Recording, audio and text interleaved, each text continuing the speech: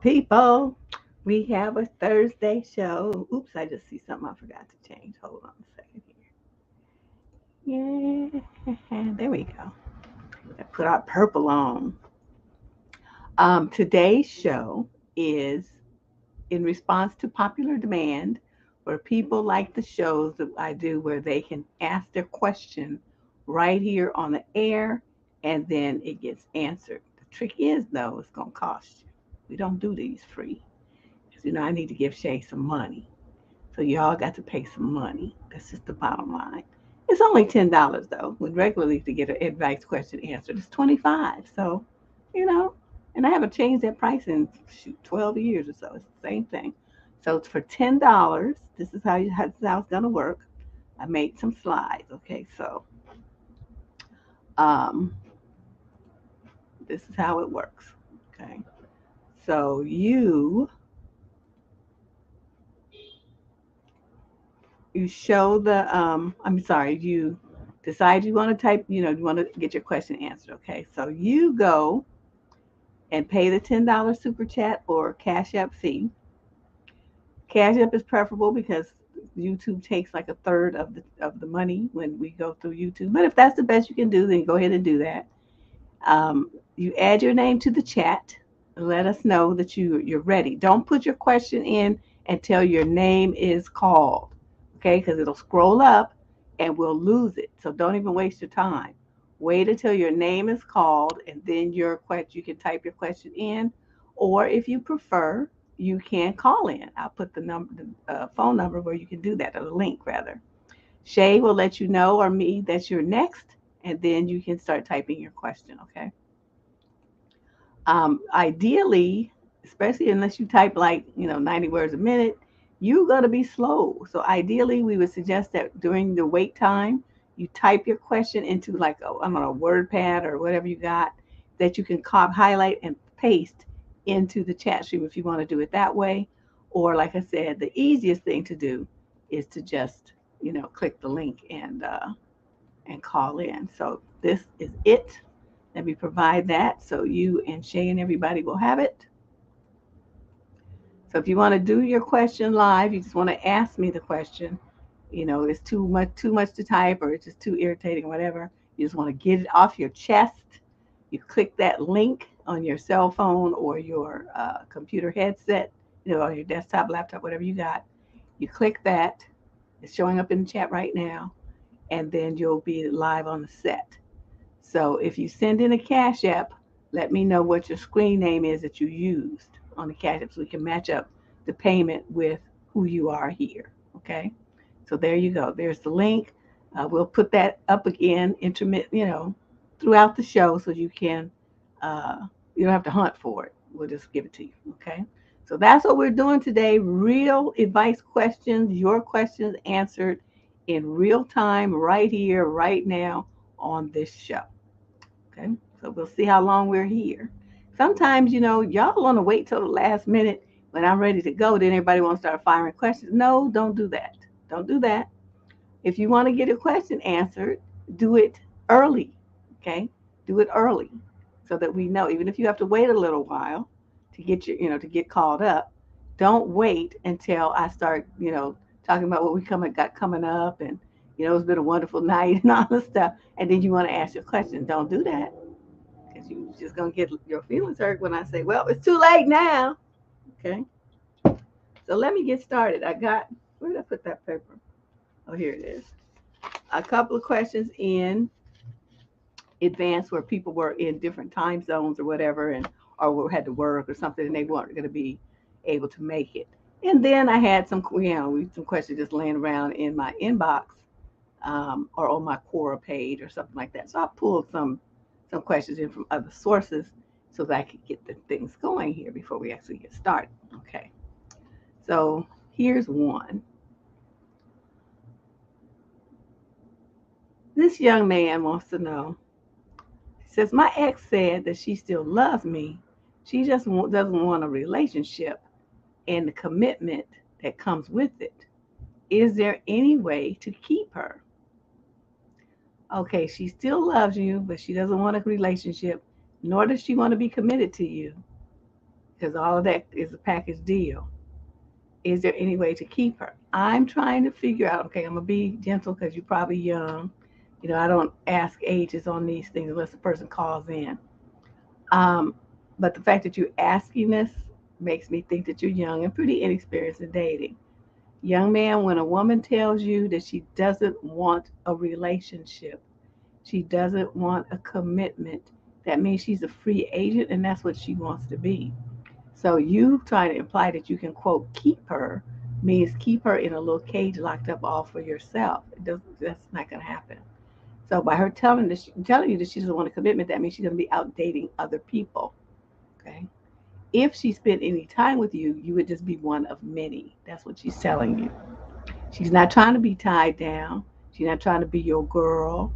She's not trying to be in a relationship with you. She don't want you calling her your girlfriend. She's not gonna call you her boyfriend. It's not gonna be no kind of love connection. You just somebody that she used to kick it with, and now you not. Okay, that's what that means. So your idea of trying to hang on to her is not gonna work. That's just gonna hurt your feelings because she already told you.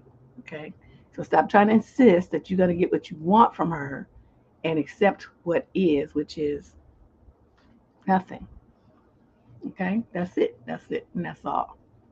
All right. I just forgot. Remembered, I forgot my phone. So if people um, decide that they want to send a cash app, I won't be able to tell that they did it. So, that's interesting, Deborah.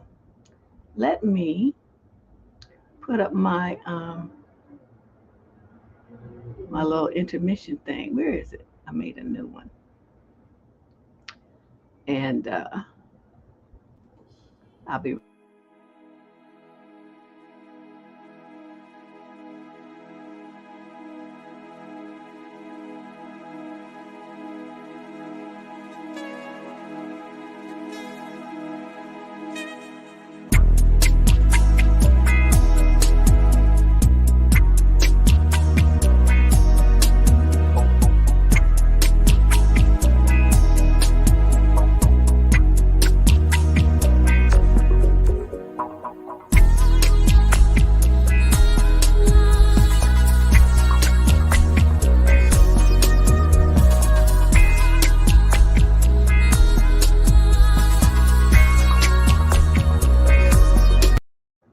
Okay, I got it now. All right, so now I can tell. Let me pull up Cash App so I can keep an eye on it. What's happening around here? All right, we ready to go now. So let me. That was one of the questions. So you see how that works? The questions aren't long like on What the Fuck Tuesday. They're short, one issue primarily. And it gives people an immediate response and immediate guidance about whatever it is that's bothering them. They're unclear and unsure about. Okay, that's how this works. So it's not really complicated. It's not long, detailed, drawn out issues, but um, I'll be able to see when you make a Cash App because it shows up here on the screen on YouTube. But for those of you who do Cash App, you just have to let us know. Okay, Shay will be keeping an eye on it, so will I. We'll be keeping an eye on that. Okay, so let's move on to number 2. This young lady wants to know if it's possible to remain friends with your ex after you break an engagement. He broke the engagement off, but he says that he wants to be friends. The answer to that, young lady, is okay. Why would you want to? Let's just start there. Why would you want to be friends with somebody who dumped you at the altar? What is the point of that? You can't, okay, this man was going to be your husband, okay? You were going to be like having a future and, dreams and a family and all this stuff. And suddenly he decided he doesn't want that, but he's throwing you that friendship bone. And you actually writing to figure out if that's what you should do. The answer to that question is no. You should tell him to kick rocks with bare feet. That's what you should do. You should tell him to climb a mountain that has recently been covered in lava. That's what you should do. You should tell him to go over there and go swimming with some crocodiles. Try his luck there. That's what you should do. Stuff like that. Stuff that, just would have him like munched and snacked and all jacked up. That's the only thing that he deserves from you is directions to something like that. You're not gonna waste your time trying to ease his guilt and make him feel better for dumping you right before you're supposed to get married and then trying to be quote friends. That's for him. That's not for you. And I think, by him still hanging around in your life like that under the guise of friendship, but him calling and talking to you just like you guys used to, is going to prolong you healing. It's going to keep you from starting on that path to getting over him because he's still there. And part of you, is still hanging on to that fantasy of him being your husband, but that dream has been yanked away. The only thing that you can do at this point is just cut. You got to just do cold turkey. I would strongly suggest that you change your phone number and block him on any and every avenue of access to you that he can find. If any mutual friends that you guys have on social media where you friend of a friend where he can come through the back door and keep up with what's going on, block those people too because those are his friends, right? You don't need to be friends with an ex. I never advise that, especially one who dumped you in such a horrifying manner. I mean, the public humiliation of it all, where everybody, because you know how when women are engaged, they be walking around flashing that little ring and like, oh my God, my ring, I'm engaged.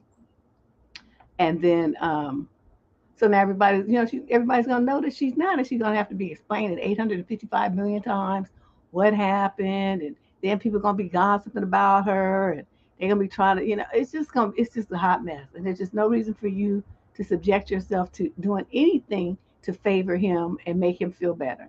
If anything, you're supposed to tell everybody, yeah, call him up and cuss him out. Here's his phone number. That's what you should be doing. Oh, what a loser. Although, you know what?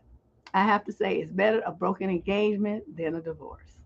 So, I mean, if he determined that he wasn't right for you, you wasn't right for him or whatever, that's fine. But why didn't you do that before you proposed, you knucklehead? Why are you going to wait until close to the wedding and then start talking about, oh no, I made a mistake? That's stupid. Yes, Shay. Shay got that new 800 number in full effect. That's what I'm talking about. I'm just like these dudes. I mean, you know what I mean? I'm trying to figure why was she so wonderful before that you proposed, and then now it's not wonderful. What changed? What happened? What happened different? Usually it's that they met somebody. They met somebody else that they think is better suited to them. But since I don't know that for in effect in this case, I can't say that that's what it is. But that usually it has something to do with that. You know, they realized that they feel so differently. They thought they was in love until they met this other person, and then they really realized, like, oh my God, so this is what it's supposed to feel like. And then they realized they made a horrible mistake. So in a certain sense, it's good for you. Like I said, it's better a broken engagement than a divorce, because you would be in a marriage where this person didn't really love you. He was in love with some other woman. He just went through with it just to save face or whatever. You don't want that. You deserve better. Okay, so I know it's gonna hurt for a while, and it's gonna be embarrassing. It's a lot to go through. However, like I said, what you don't want to do is give him any more of your time or any more of your energy under the guise of being his quote friend. Tell him to sit on a fork and twirl, knucklehead. This is just crazy. So reminders, if you guys have a question, the Cash App name is Debsterism. Debsterism. And that's the URL right there to call in if you want to ask your question live. Otherwise, you type your question in the chat room when your name is called, once we determine that you have, paid your fee. Your Cash App or, yeah, that's still on the fork. When is that? That's from like the 80s or something. I'm dating myself. But not like I can pretend like I'm only, but yeah, we used to say that a lot back in the 80s. But you young people, they probably never heard that phrase because y'all just got born in the 90s and the 2000s. So you're like, what? What does that mean? I think you're imagining what that would look like and how much that would hurt. So it's new to you. Okay, that's so funny. Okay, so question number 3. How many of these did I have? And I don't remember which ones are from Quora and which one is from from the email box and which one is got sent in, but whatever. Chocolate. That's a new one. See, that's what I'm saying. So how old are you? X, X, love X. How old? What age group are you in? I'm just curious to see how this is a new one for you. What age are you? That's what you did. I know that's what you did. That's what people do when you start telling some kind of physical act. They be like,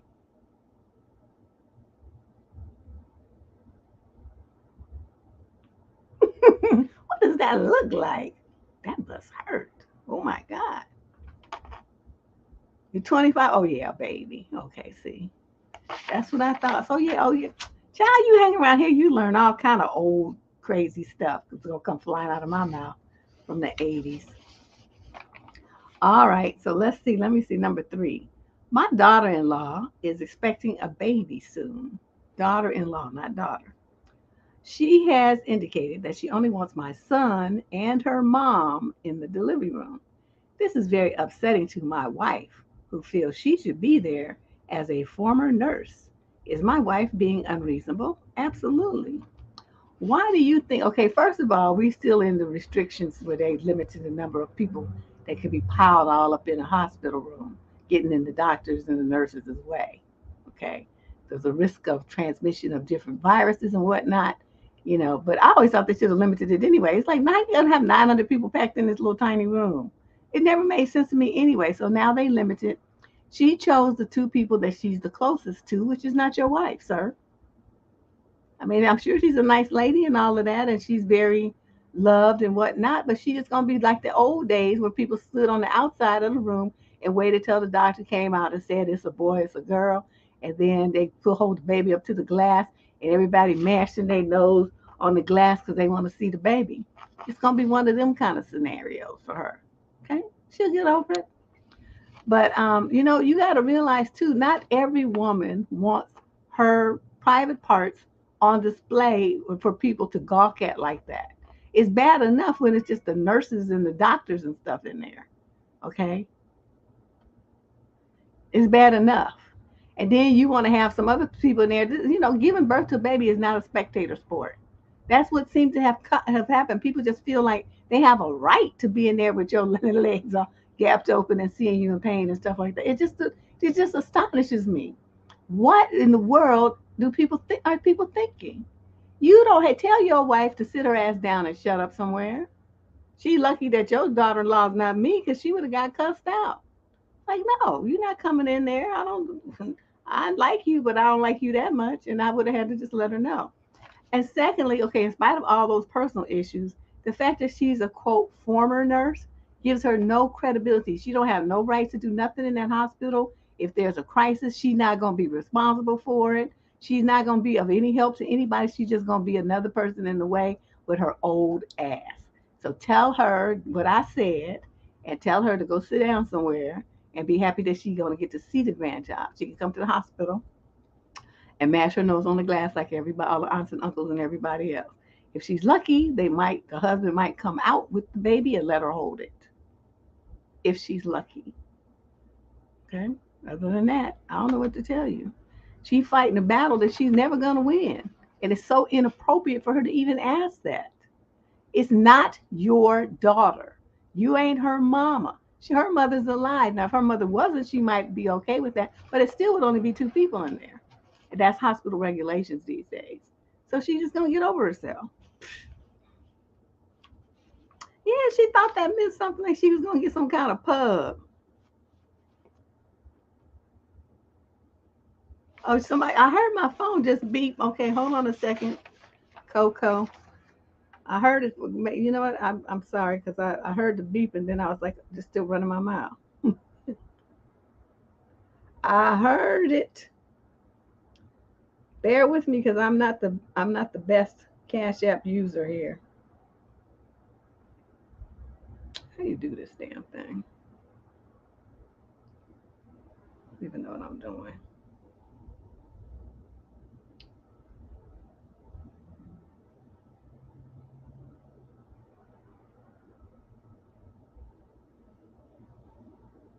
Okay, here it is. God, I had to figure out which button to press. I don't use Cash App that much. Okay, this is okay. These are people from earlier. Okay, okay, tired and okay. I got you. I just accepted your payment. So, do you want to call in or do you want to type your question in? Which one do you want to do? Just let me know. Let me know so I know how to. If I need to listen, I'll put my headset in.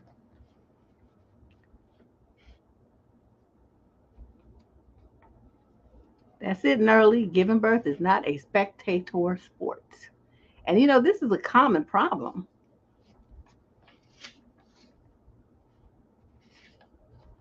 You can type? Okay. Well, I'm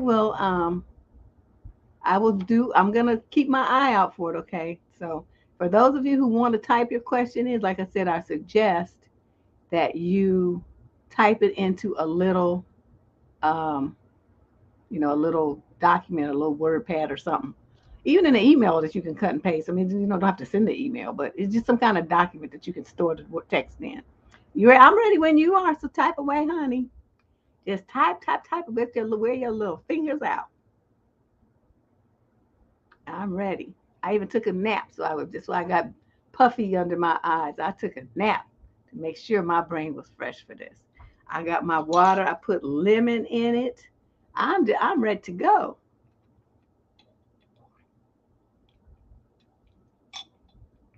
Okay, you got to call. Let me put my headset in.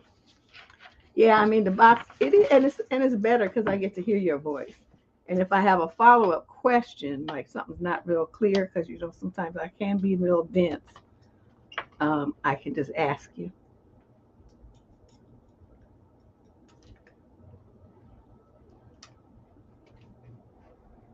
So here's the link again,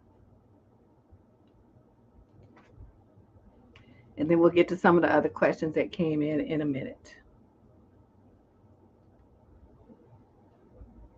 Okay. Oops. Wait, this is backwards. I can tell because it feels stupid in my ear. Okay, I'm ready. Hey Deb, can you hear me? I can hear you great. Hey, happy to talk to you. I've been really enjoying your channel. Thank you. Yeah, so I have a question. So my brother has been married to his wife. Well, they've been together for 6 years and they've been married for almost three. My sister-in-law, she doesn't really talk to my mom or myself very much. She only really tries to bond with my dad. And every time my mom tries to ask um, innocent questions or give her like a nice compliment, she snaps at my mom. And she has never once said anything mean to her. And she has said that she has anxiety and she sees a therapist. But, you know, my brother's so in love with her and I don't want her to say something and then he stops talking to us. So, how do I maintain a relationship with her while, still it's hard to manage that. Like, how do I maintain a relationship with her? Because, to be honest, if she wasn't my sister-in-law, I wouldn't talk to her. Right. I don't I I was don't just tolerate thinking that. I'm anybody like, being who is mean this to my mother. cow? So what My do I thing, do? my thing is this. I have a half sister who pulled a similar stunt like that with my mother, and she's way older than me. This was my dad's first marriage, and I don't have that. I can tell you have like a genteel, polite, thoughtful kind of demeanor. Deb don't have all that. So I lost my mind on her real quick. Told her, don't you ever talk to my mother like that. You done lost your mind. So she was about, I don't know, probably about 17 at the time. And I was about, 8 or 9. The Leo was already roaring by then. And so I, told her about herself real quick. Now, she never came back to our house and nobody missed her. I still don't talk to her after this day. But in a situation like that, you guys were adults. So what the very next time you talk to her, I would suggest say, hey, you have this habit. We're just trying to be friendly with you because we consider you family, and you are just nasty for no reason. I understand you have these issues, but that's no excuse. That's no excuse for rudeness. My mother has never said anything to you that was out of pocket or mean or that would warrant that kind of response. I think you owe her an apology, but that's going to be between you two. But what I do want to say, as her daughter and as the sister of your husband, your sister-in-law too, we welcome you into the family. We would like to, but you are putting us in a very awkward position where you don't treat us like we're family. It's a very Mhm. one-sided relationship. So I need to ask you, what is it that you think that your behavior is accomplishing? Do you want us to not ever talk to you? Do you not want to come to any Christmas, holidays and stuff? Do you want us to just cease to connect with you at all? Is that what your goal is here? Because see, in my mind, every time somebody does something, every behavior that we do, everything that we say, we have a reason why we're doing it. There's a Mhm. reason. She might not want to admit it to you, but that's why just being more assertive with it and just coming out with it and saying, is that what you want? Or if not, what is it? What is your goal here? What kind of relationship would you like us to have? And then let's go about figuring out how we can make that happen. Put it in her court. You see what I mean? So it's like an adult conversation. If she snaps and acts a fool and goes crazy and all that stuff, you can always, and your brother can't fault you for that because you tried. You see where I'm going with this? It's going to Mhm. leave you, it's going to remove you from any kind of complaint that he could have. Well, you guys never, tried to talk to her and you never did. He's going to flip it around to you by you doing this way. You pull that rug out from under him and there's nothing he could say because you did try and you were calm. And I just the demeanor that you have now is very calming. So even if she were upset and having anxiety and all of that, how can you respond to somebody? I mean, I could see somebody going off on me because yeah, we would amp it up. But you seem very low key, very kind and thoughtful and all of that. Like you're trying to really come to some kind of resolution here.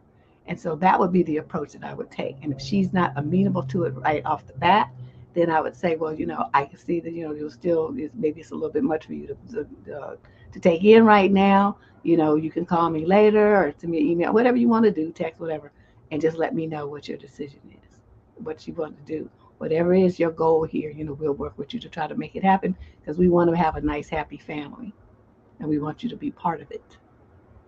And you put it like that, what's she gonna say? Even though you might be lying out your teeth.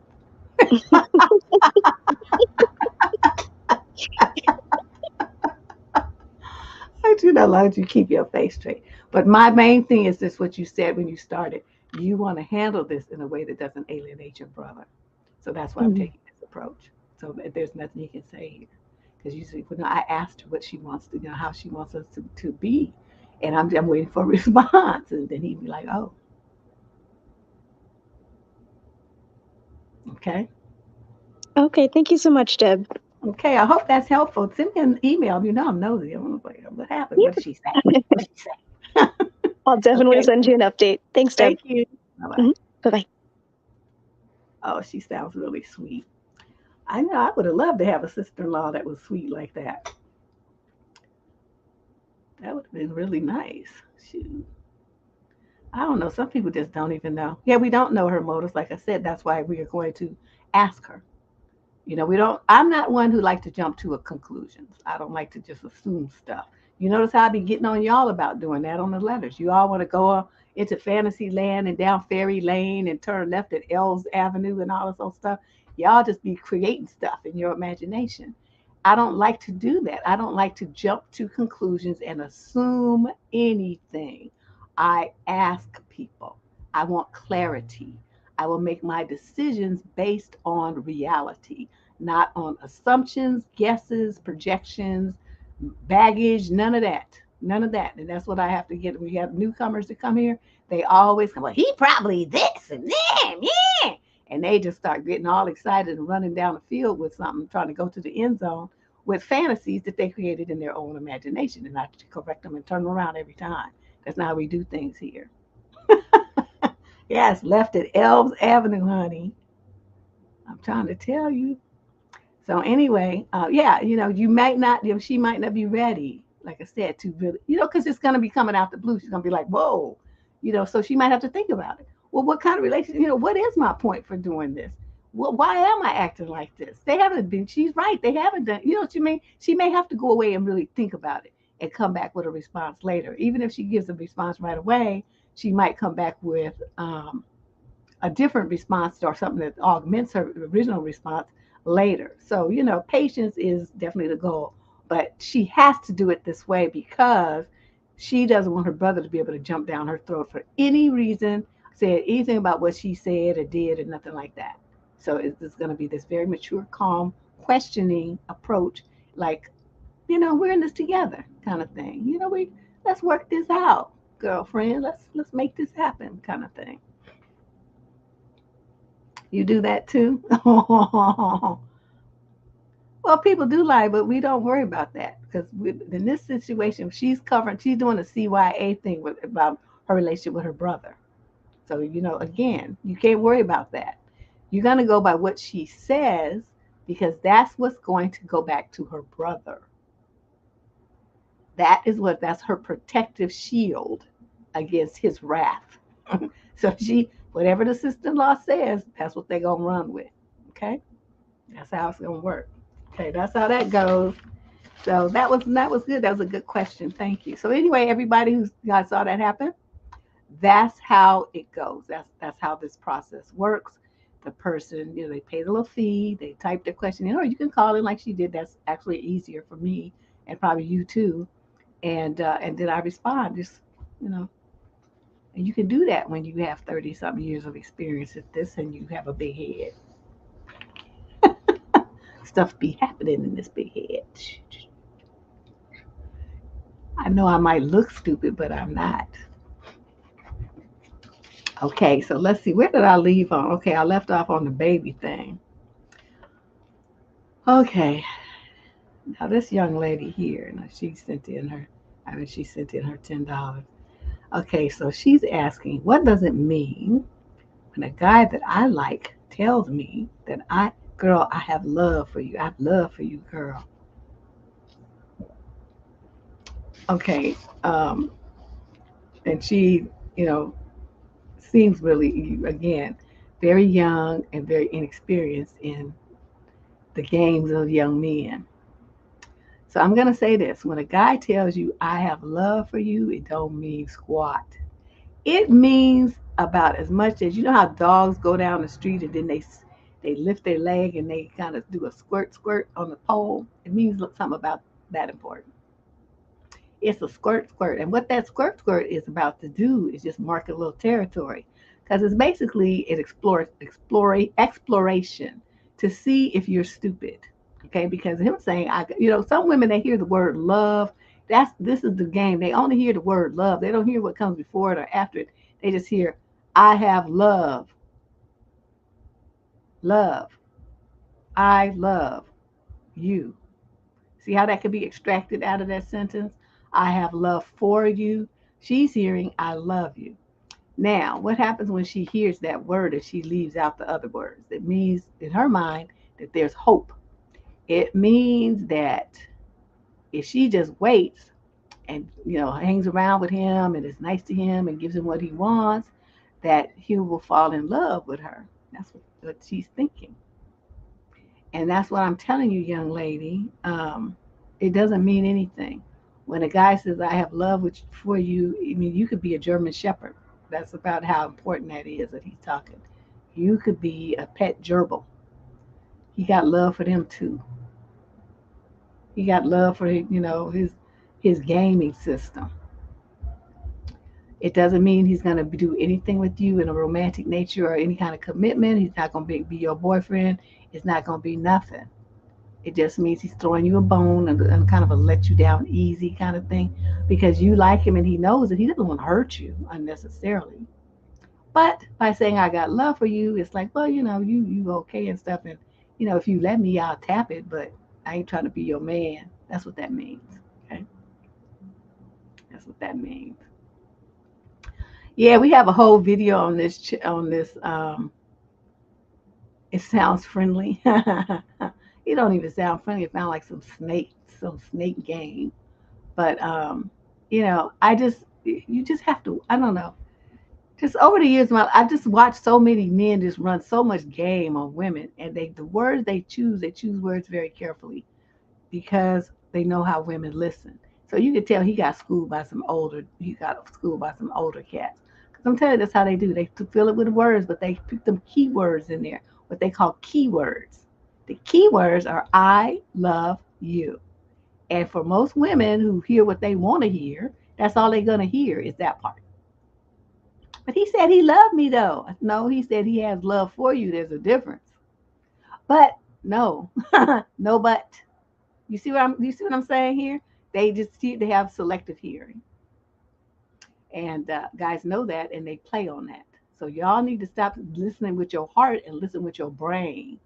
If somebody gives you something like that that's so non-specific and just garbage drivel, it's like, well, don't nobody have that for you. Get out of here, boy, with that nonsense. I'm not trying to be bothered with all of that conversation.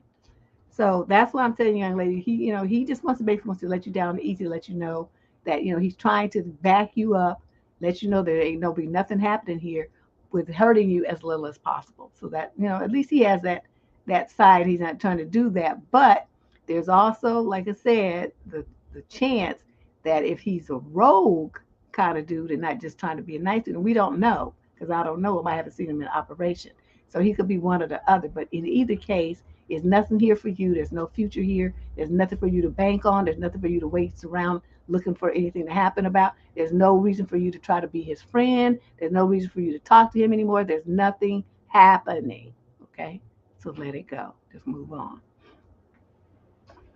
Oh, honey, I'ma never lie. I'ma never lie. The one thing I do here is I tell people the truth. Now, sometimes they don't like it. They don't want to hear it. It's not what they want to hear. I can't even tell you how many times I've gotten emails back and got cussed out about answers I gave on what we now call What the Fuck Tuesday. But, so many times, I mean, sometimes even years later, the girls will write back and say, I was so mad and they'll include the letter and tell me, you told me this and that. And I was like, oh, what a bee. She don't understand. But then after a while, some years passed, and I see that what you were talking about, it came to true. It happened just like you said, and now I feel stupid. And so I just want to apologize.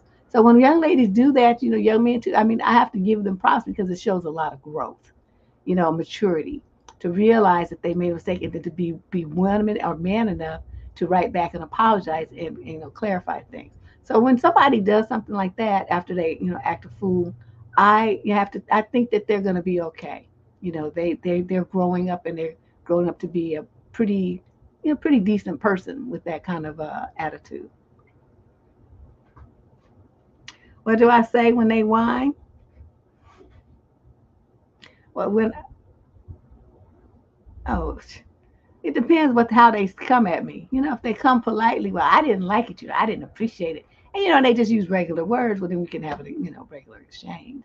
But when they come back with you be, you this, you that, you ain't this, just going like left, well, then I feel like it's okay for me to do the same. Yeah, they're kind of they're yeah they want you to tell them what they want to hear, and to basically to affirm their delusions, like how men like to delude themselves into thinking that they can morph into women. They want everybody to affirm that for them, and when you tell them no, you're never going to be that, sir, then they get really mad. See, so it's the same kind of thing. But you know me, I'm not gonna play, which I'm just telling you. You don't have to like it, but I'm not gonna change my mind, and I'm not gonna make it pretty for you, and I'm not gonna put no frosting on it either. It's just gonna be raw. So there you go. So anyway, that's what we're doing here tonight. Here is the URL again. If you're just getting here and you decide, maybe I'll submit a question. We got Cash App. Shay's putting the Cash App handle in there, or you can do a $10 super chat donation. Either way, it's US dollars too, because we in the USA.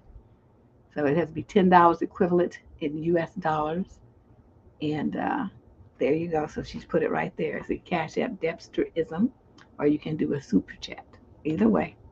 And you can get your question answered right here, right now. So let me go on to the next one. So that was question number 4. Number 5.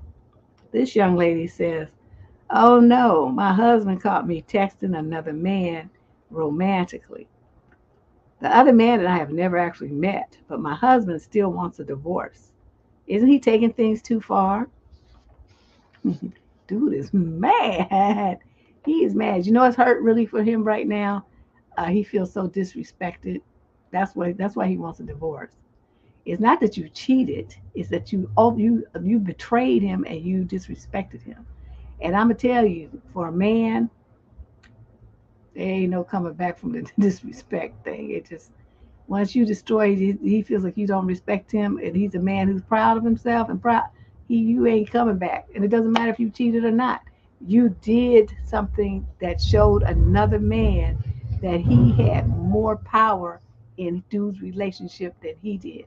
That this complete stranger could come into his house, into his life, into his marriage, and disrupt it and make him look like a chump. That's what you did. That's what this other man is feeling like. He's gleeful because it's like, yeah, I got your woman's nose wide open, and what you gonna do about it? That's why he wants a divorce. So you're fixing it on the, the fact that you didn't even meet the man, that you didn't cheat with the man. That's not the point. The point is the marked and total, complete disrespect that you showed him. And dude is like deuces. Yeah, I'm with hubby too. I'm like, forget all that noise. Cause see, my thing is that once you get on the track of disrespecting someone, you don't never come back on the track. You just stay on the track. You might pretend you don't disrespect them every day, but the pattern is set. You're okay with disrespecting someone that you're supposed to love and respect. You took vows to say that when you married him. And then you did. And it's the same thing in reverse for men who do the same thing. Don't think I'm just getting on her just because. I mean, this is my belief system about people who clown in their marriages. So whether the person who does the clowning is male or female against their husband or wife, whether they in a gay or lesbian relationship, I don't care. That's not the point. The point is your behavior of disrespect towards your mate. And when you do that, once you get on the disrespect train, you ain't never getting off.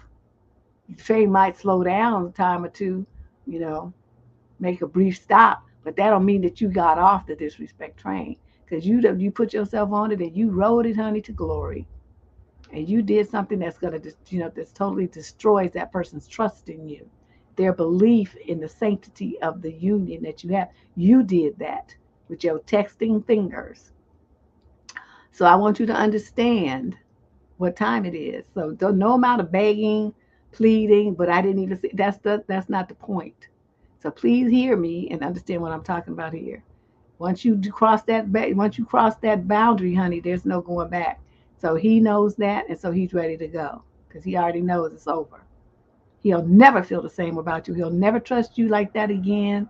And he'll always know that you had no problem putting him in a position to be clowned and demeaned and degraded and to look and chumped in front of some other dude by acting like that. That's the same way I feel too about, men. Like they're with you, right? And he busy grinning and skinning at some other woman or, giving out his number or doing all this kind of stuff. That's disrespectful. But unfortunately for women, disrespect doesn't seem to be that big of a deal as like it is for men. And so y'all will stay in a relationship and, well, we talked it out, this and that. Oh, no, no, no. Deb don't do talk out. Once you show me that you don't respect me, I'm just like, dude, here, I'm out. It's like, we might not even be married, but we breaking up. There's no point in that because you've already shown me that you don't respect me.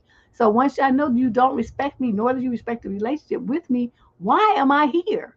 There's no point in being here. I don't care how much you say you love me. Love, true, real love cannot exist without respect. There has to be a healthy respect where the person is somewhat afraid of losing you, afraid that if they they cross lines, that the relationship is over and they have to do that thought bubble be coming up, right? And they're like, oh no, wait, wait a minute. Let me slow my roll here. I'm not trying to have that happen. That's the respect I'm talking about, where it's enough to make them pause and decide that they don't want to lose what they got. They don't want to mess up anything that they have going with you, and so they put the brakes on.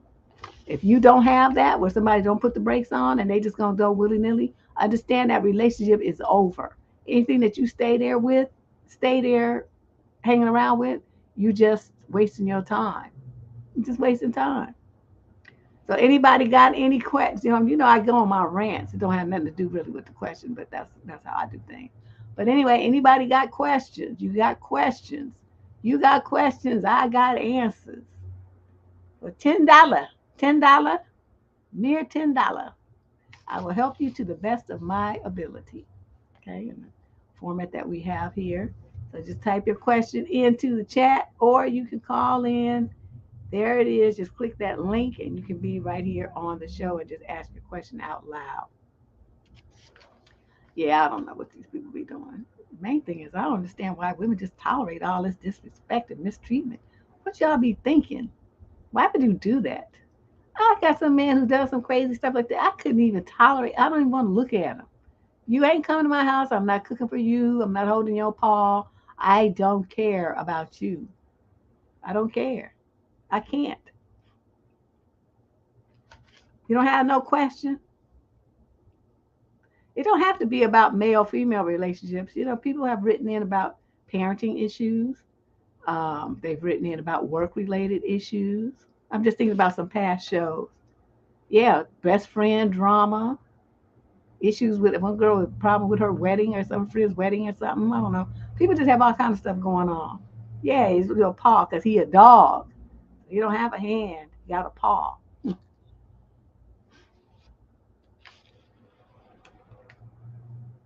Oh, we get a question? Oh, you did? Okay, thank you. Let me check it out. Hold on a second. I should have charged my phone up better. Okay, I see it, Jim Doll. All right, what's your question? I got it. Thanks, Shay. I just saw it. I thought, is it supposed to make a beep sound? I guess it. Maybe I turned the notification off because I'm on the air. I don't know. Anyway, I see it here. What's your question? You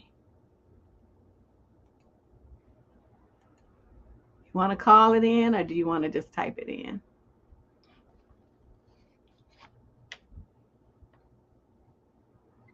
Oh, look at Fee gonna show up all out the blue. I haven't seen you in the chat in years. My goodness. Okay, she writes. Let me just do it like I'm supposed to do it. Why don't these men know how to plan dates? Girl, you trying to keep me here for 17 years talking about these fools and what they don't know. I'm going to say this. Think about the society that we live in now, the hookup culture. In the hookup culture, dating, courting, all that, romance and stuff is not really a priority to singles.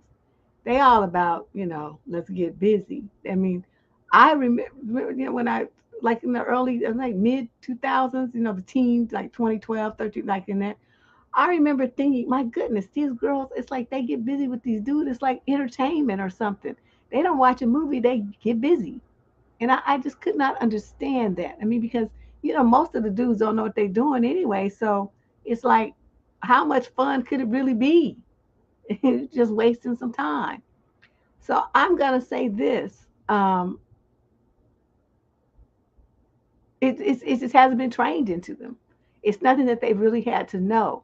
Our society has changed to so much that the focus is on, like I said, on the getting busy part, not on really the getting to know you part until after they get busy, maybe.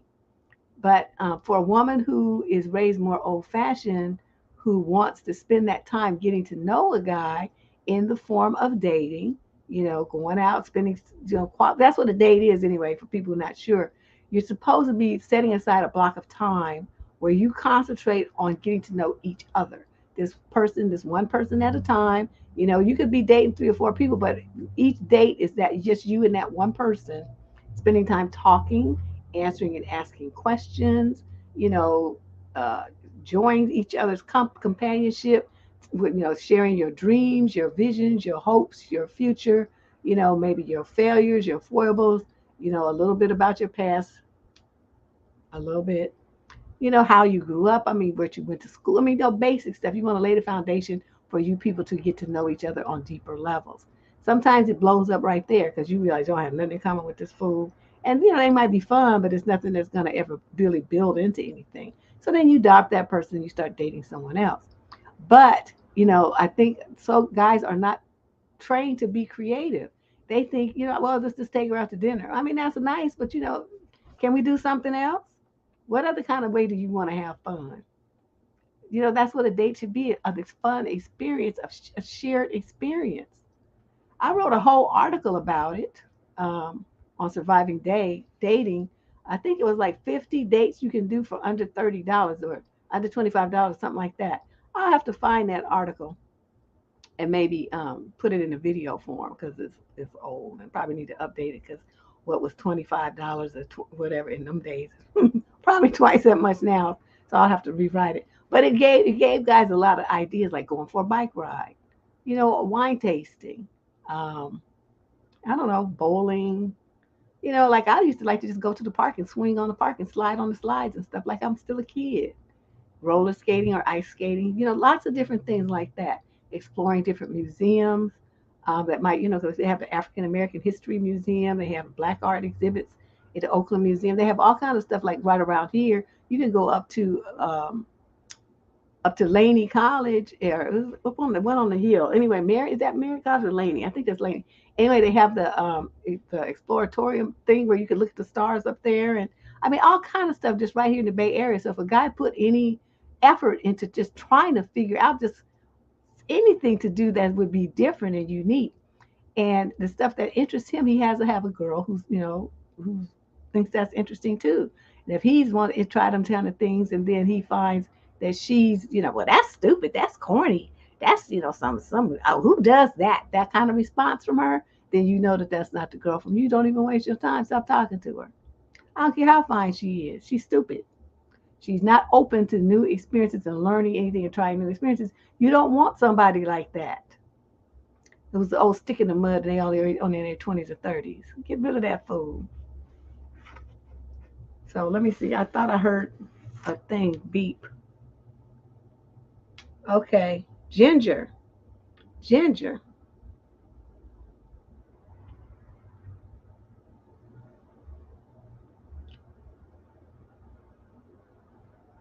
Okay. Somebody see Solomon. Okay. I'm sorry. All right. I'm waiting for the next question. Yeah, Shay, I'm telling you, I got me some sleep. I got some sleep. Okay, here we go.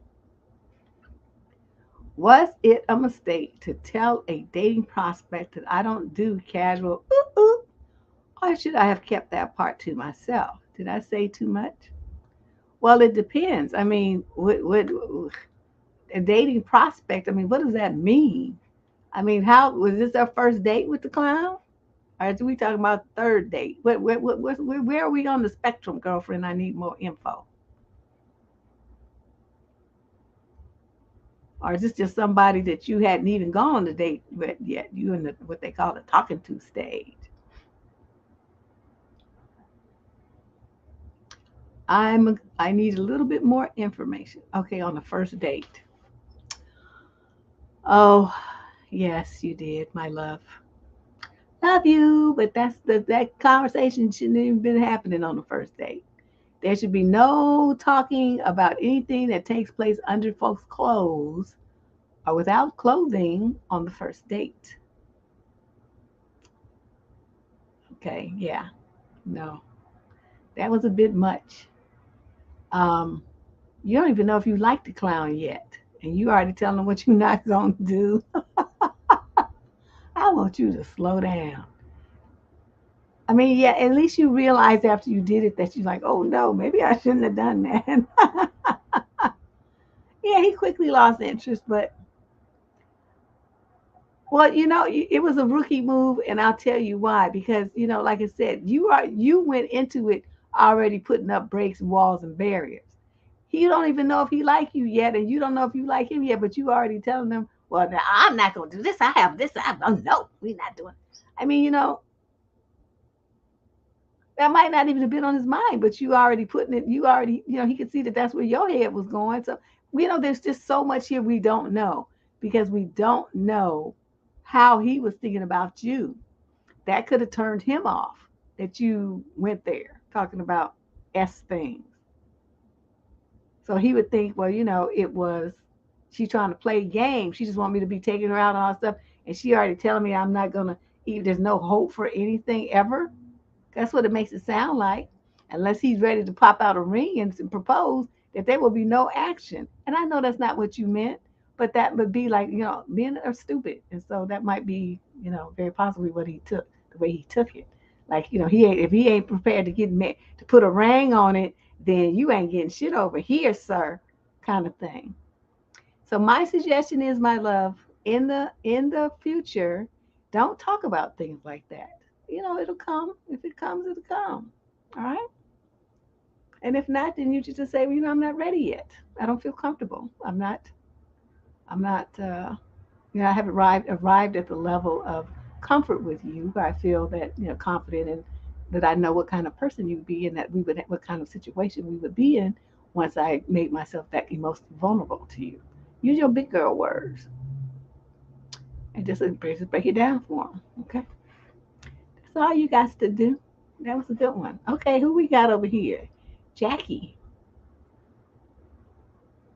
Yes, honey, we're gonna have to help you. We're gonna have to help you.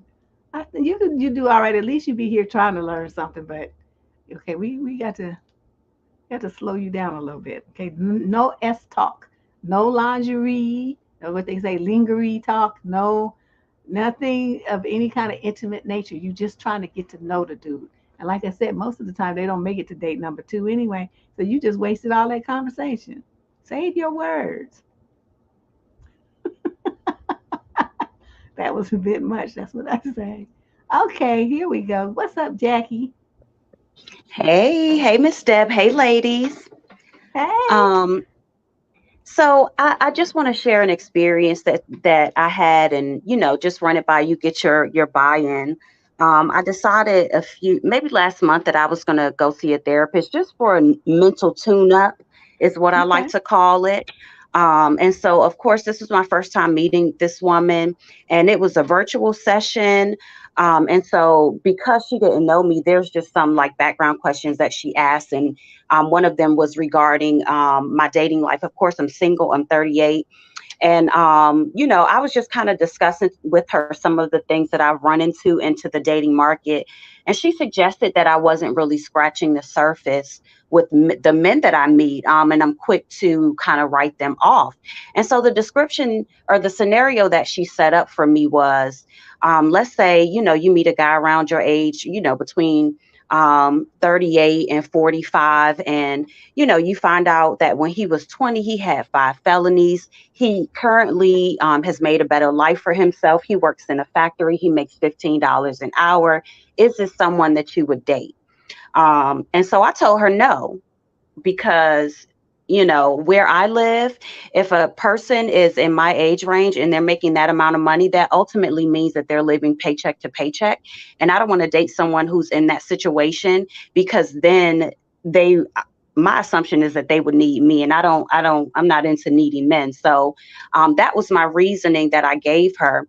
And she told me that that was part of the problem. She said that I need to focus on a man who might be mentally on my level, and create love from there.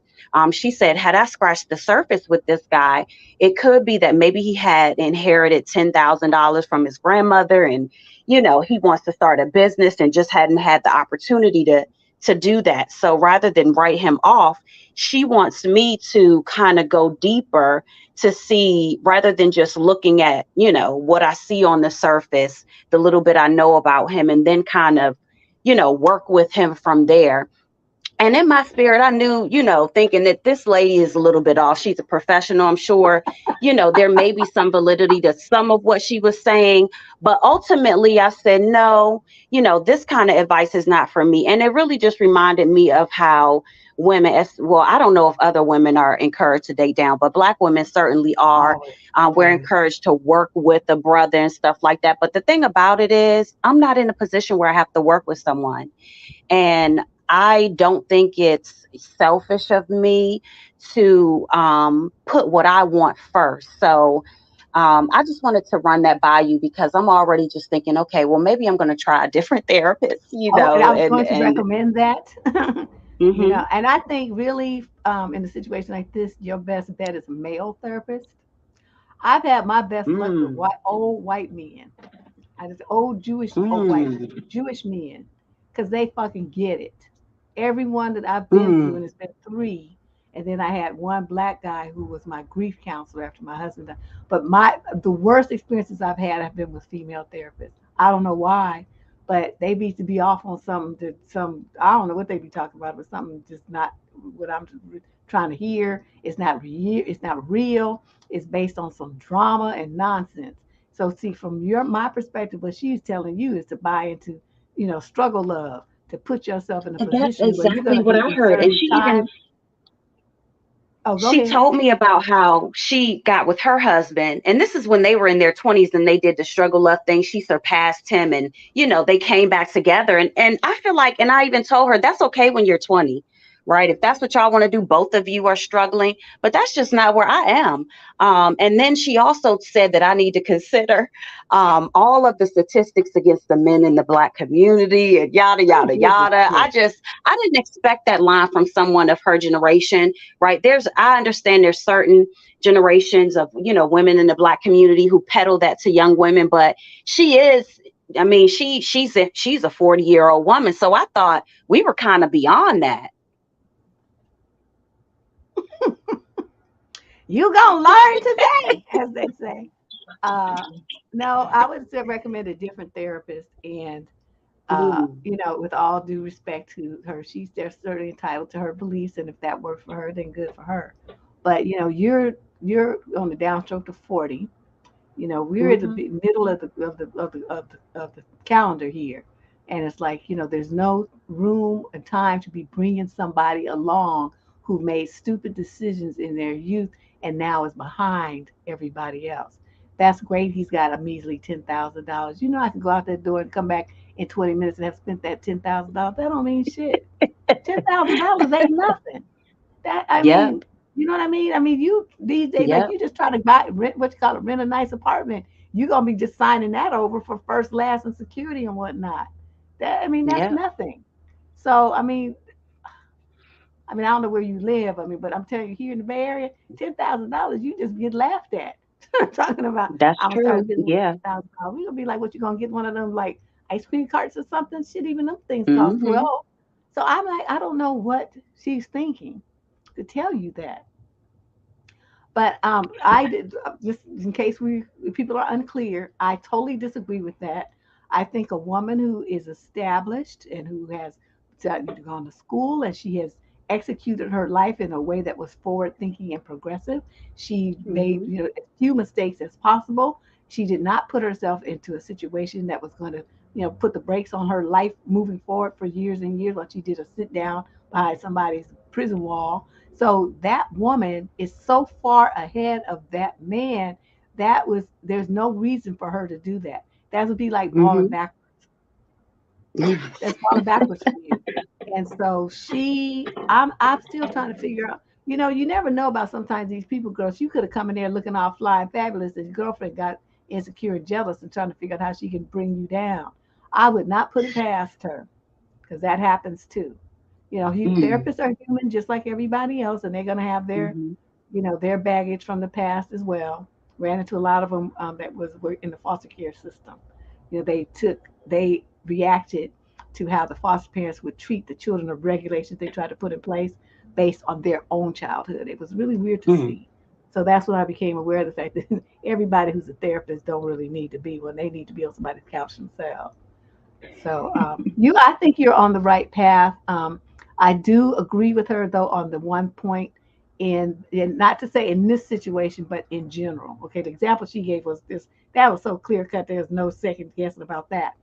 But in general, conversation. You've heard me say several times, even just on this show, I don't like to jump to conclusions. I like to find out by asking questions and getting answers. And yes, people point out, well, people do lie. Okay, yeah, they do. But I mean, you still not gonna know nothing if you don't even ask, though. And have a Mm-hmm. conversation. Try to find out where his head is, how he feels about the mistakes that he made. I mean, what is his plans to do? What did he do to turn his life around? This kind of stuff. It would be an interesting study in human thought processes, at least for me. That don't mean I want to be with you, but it still would be a conversation that I would enjoy Right. having, so I could figure out, this is how some people think, and this is how he got in trouble, and this is how he turned his life around. This is the lesson he learned. This is the kind of man he's trying to be. It would be interesting to hear. But that still does not mean Mm-hmm. that you have to choose it. I'm not saying that at all. But sometimes it is good to have a conversation. You get to find out stuff about people. I'll give you an example. One of my friends, and she was going to medical school at the time, and we were walking there and we saw this dude, and he had, like the bandana on and work boots and these dirty pants and everything. And she was like, oh, look at him, this and that. And he just looked nasty.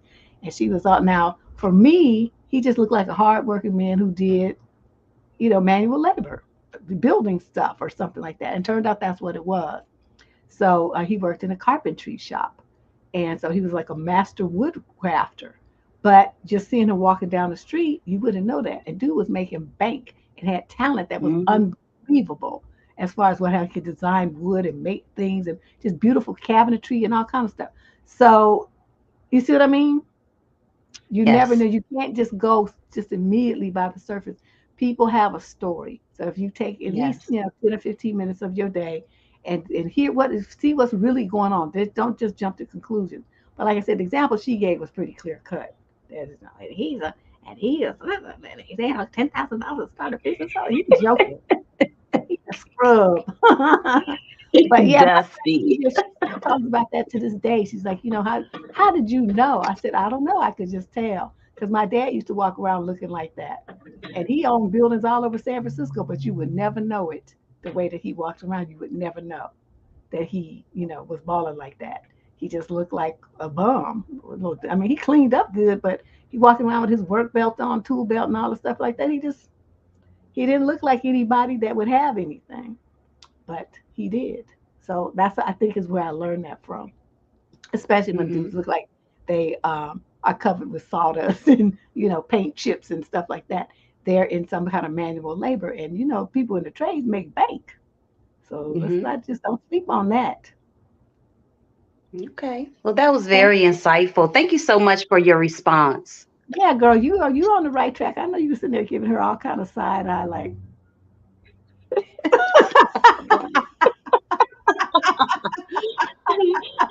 You have a good evening. Thank you. bye. Oh, this is fun. I'm enjoying this. Okay, you guys. Did anybody else have a question? I'm trying to keep up shape, but I get in my mode and I start talking and thinking. And so I wasn't paying that. I mean, I was kind of looking at the chat, but it wasn't really registering. So if somebody had a question in there and I missed it, uh, you know, let me know. Let me look at this thing and see what came in while I was running my mouth. Okay, so that was her. We got hers. We got hers. So this is the lady that wrote in. Okay, this lady wrote in. Okay. But their questions are in here somewhere, so let me get back to these. You don't have a question? Well, why not? I know a lot of people don't have it. They just come to be nosy and hear what everybody else's question are. That's fine. That works too. Okay, so this is not the one that says my ex broke up. Okay, ex broke up with you. It's been 4 months and you're over him. Suddenly, out of the blue, he drives an hour to your city, turns up at your door, and asks you to come outside because he wants to talk as there was a misunderstanding. What, 4 months later? What do? You don't open the door and you don't go out there and you tell him if he got something to say to call you on the telephone. Do you know this is how a lot of women end up abducted and then never seen again? Because their ex gets a bee in his bonnet, especially if they feel like you've moved on and you got somebody new, or you got a new man and you pregnant, or you about to get married or something like that. It's like the switch flips and they just go crazy. So the main thing they do, they're not gonna break in your house because they know if you make too much noise and everybody would know.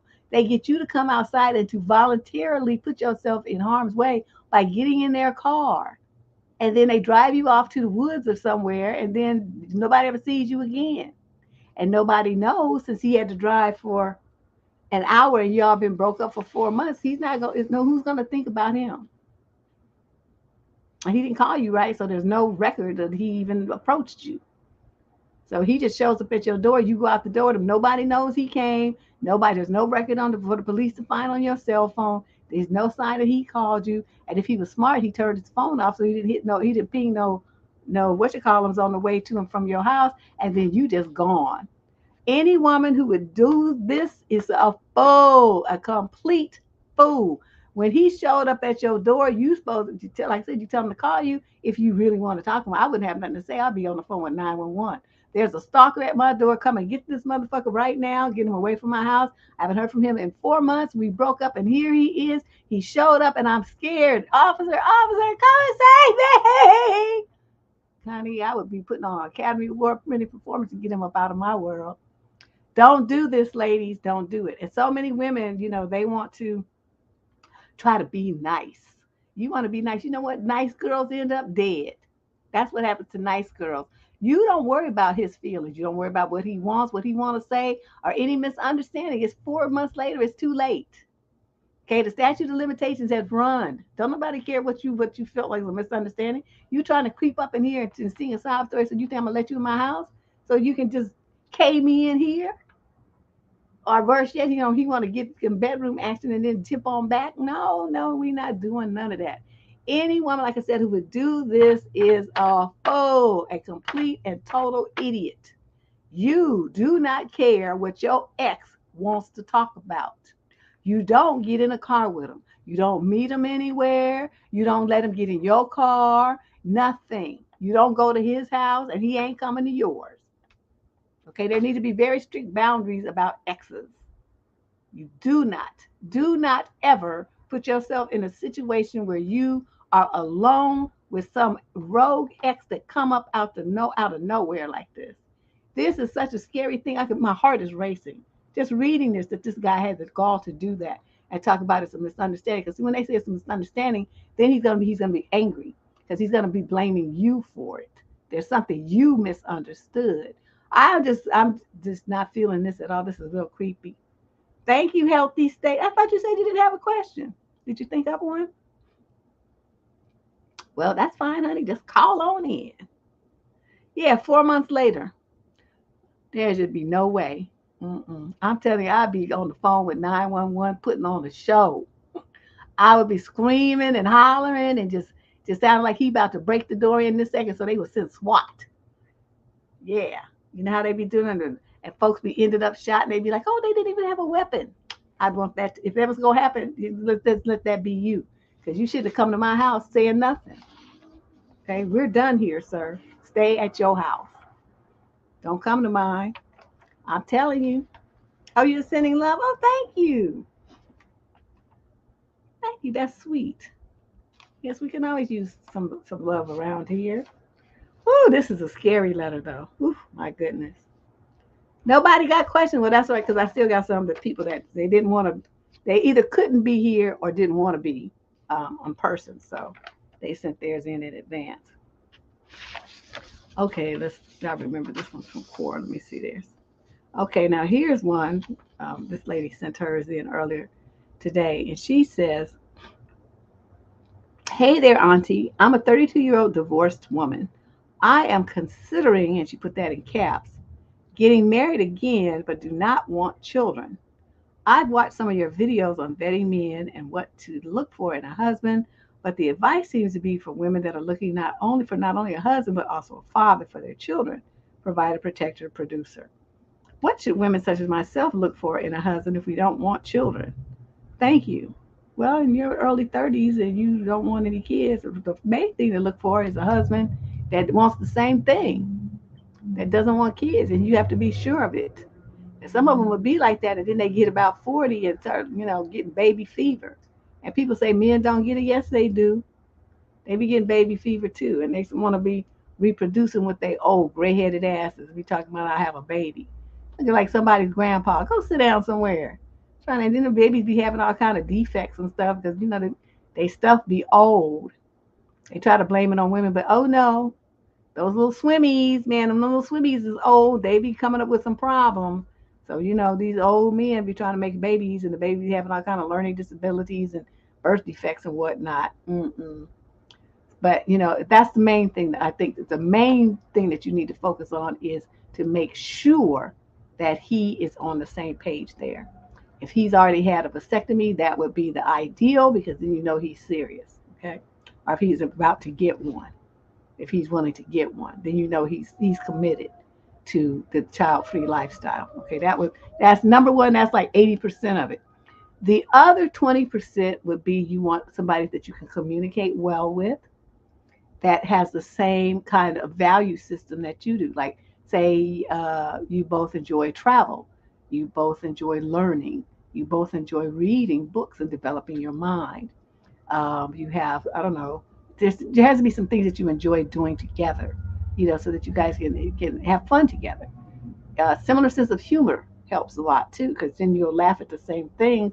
You guys can have like your own little secret jokes and stuff. It makes the relationship a lot of fun.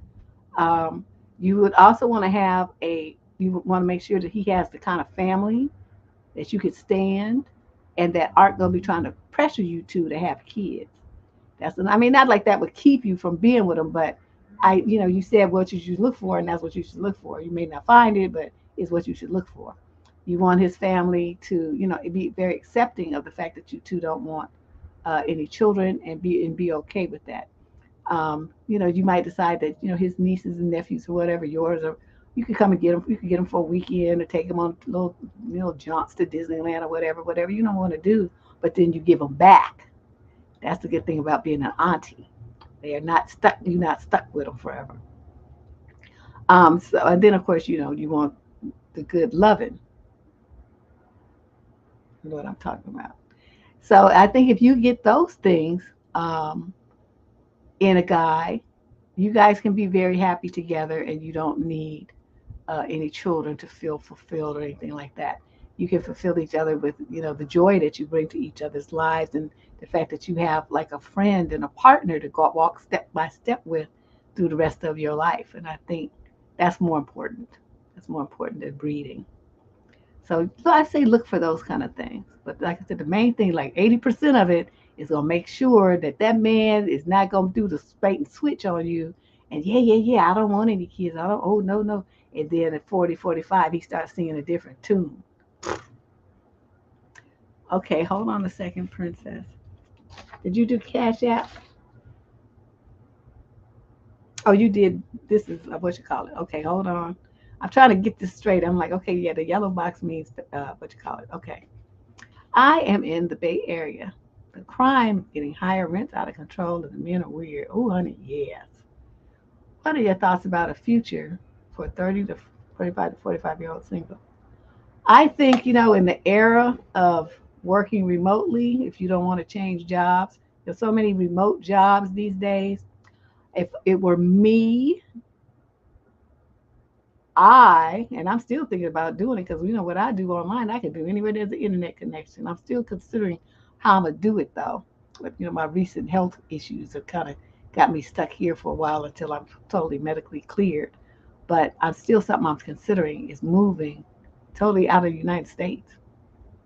I would definitely leave California and go somewhere where I could afford to live. I mean, if you do work remotely, sometimes they pay you a little less because you don't have to pay, you don't have to consider the commute costs like wear and tear in your car and gas and auto insurance, all that stuff. So your actual cost to work go down. So you don't have to make as much money. But your take home and your disposable income is the same. Sometimes it even goes up.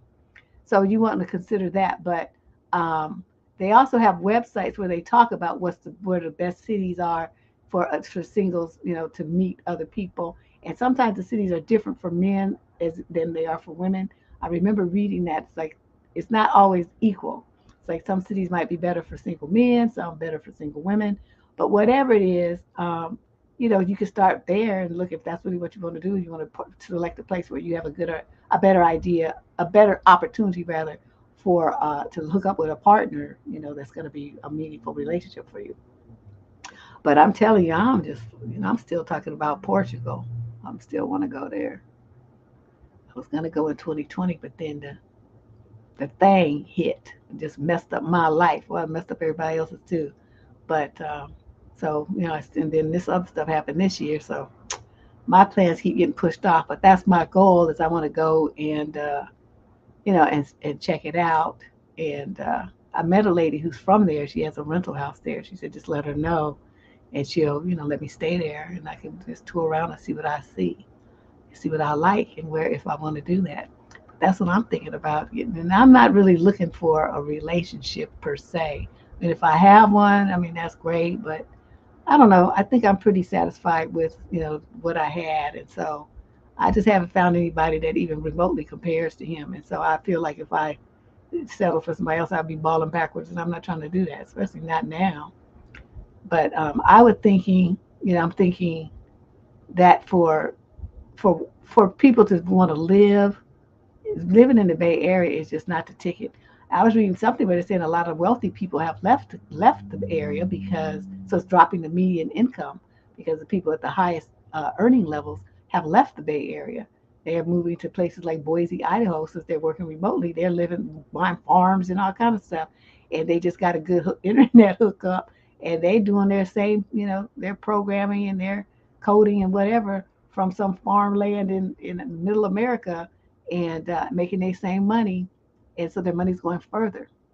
So just think about that. Do a little investigation, but basically, yeah, getting out of the Bay Area should be a lot of people's goals if you want to stretch your money and live a nice life, not just be working just to give your money to somebody else for housing and gasoline and other bills. You definitely got to get up out of here. Either that or have roommates for days, which a lot of people are doing that too. But still, I like living by myself. I don't know about you, Princess. So I just never really considered that as a viable thing. But that would be my suggestion. Look around, look in those websites for best places for single women, best cities in the United States for single women, or best locations in the world for single women, and see what you find.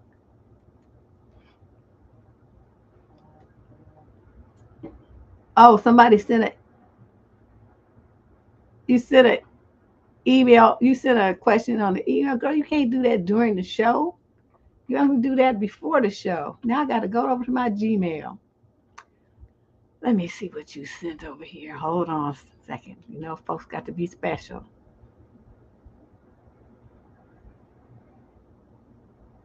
Okay, let me see here. Here we go.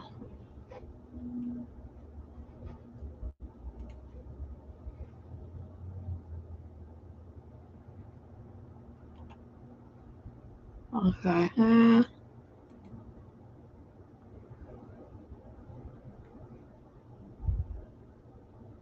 Okay, is this it? About I see something here about a video about child free women. Is that it? Let me get over here and see.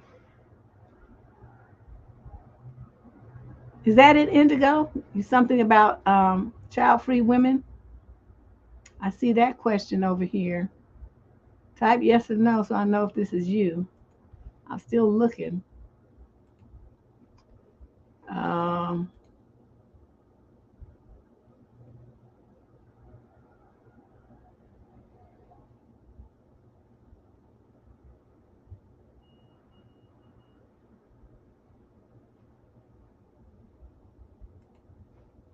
I don't know. I'm not supposed to be looking at these. I'm getting some sneak peeks at some at some of the stuff that's gonna be in the Wednesday Tuesday column because I don't know which one is yours. Casually dating while growing. I don't know.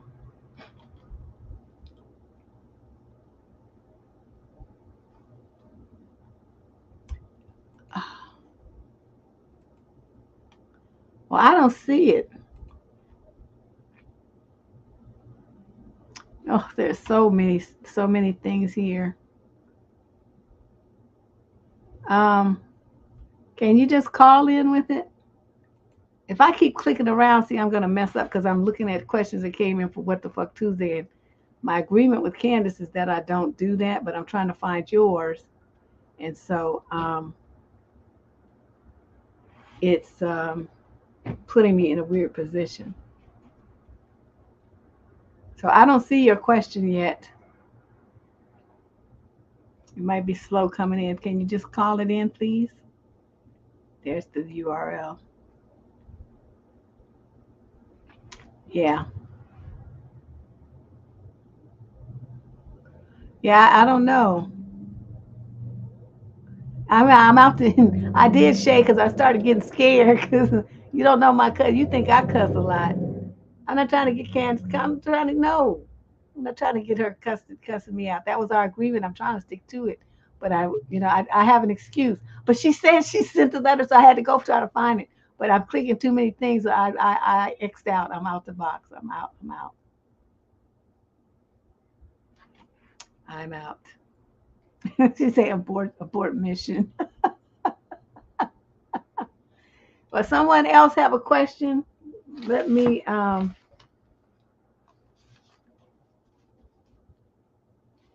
let me look at some of these other ones. Okay, here's one. It says this little guy says, "This is a vent, but your comments are welcome. I effing hate ghosts. It just happened again recently. I think it's so mean. Instead of ghosting, ladies, just say that you're not interested and move on.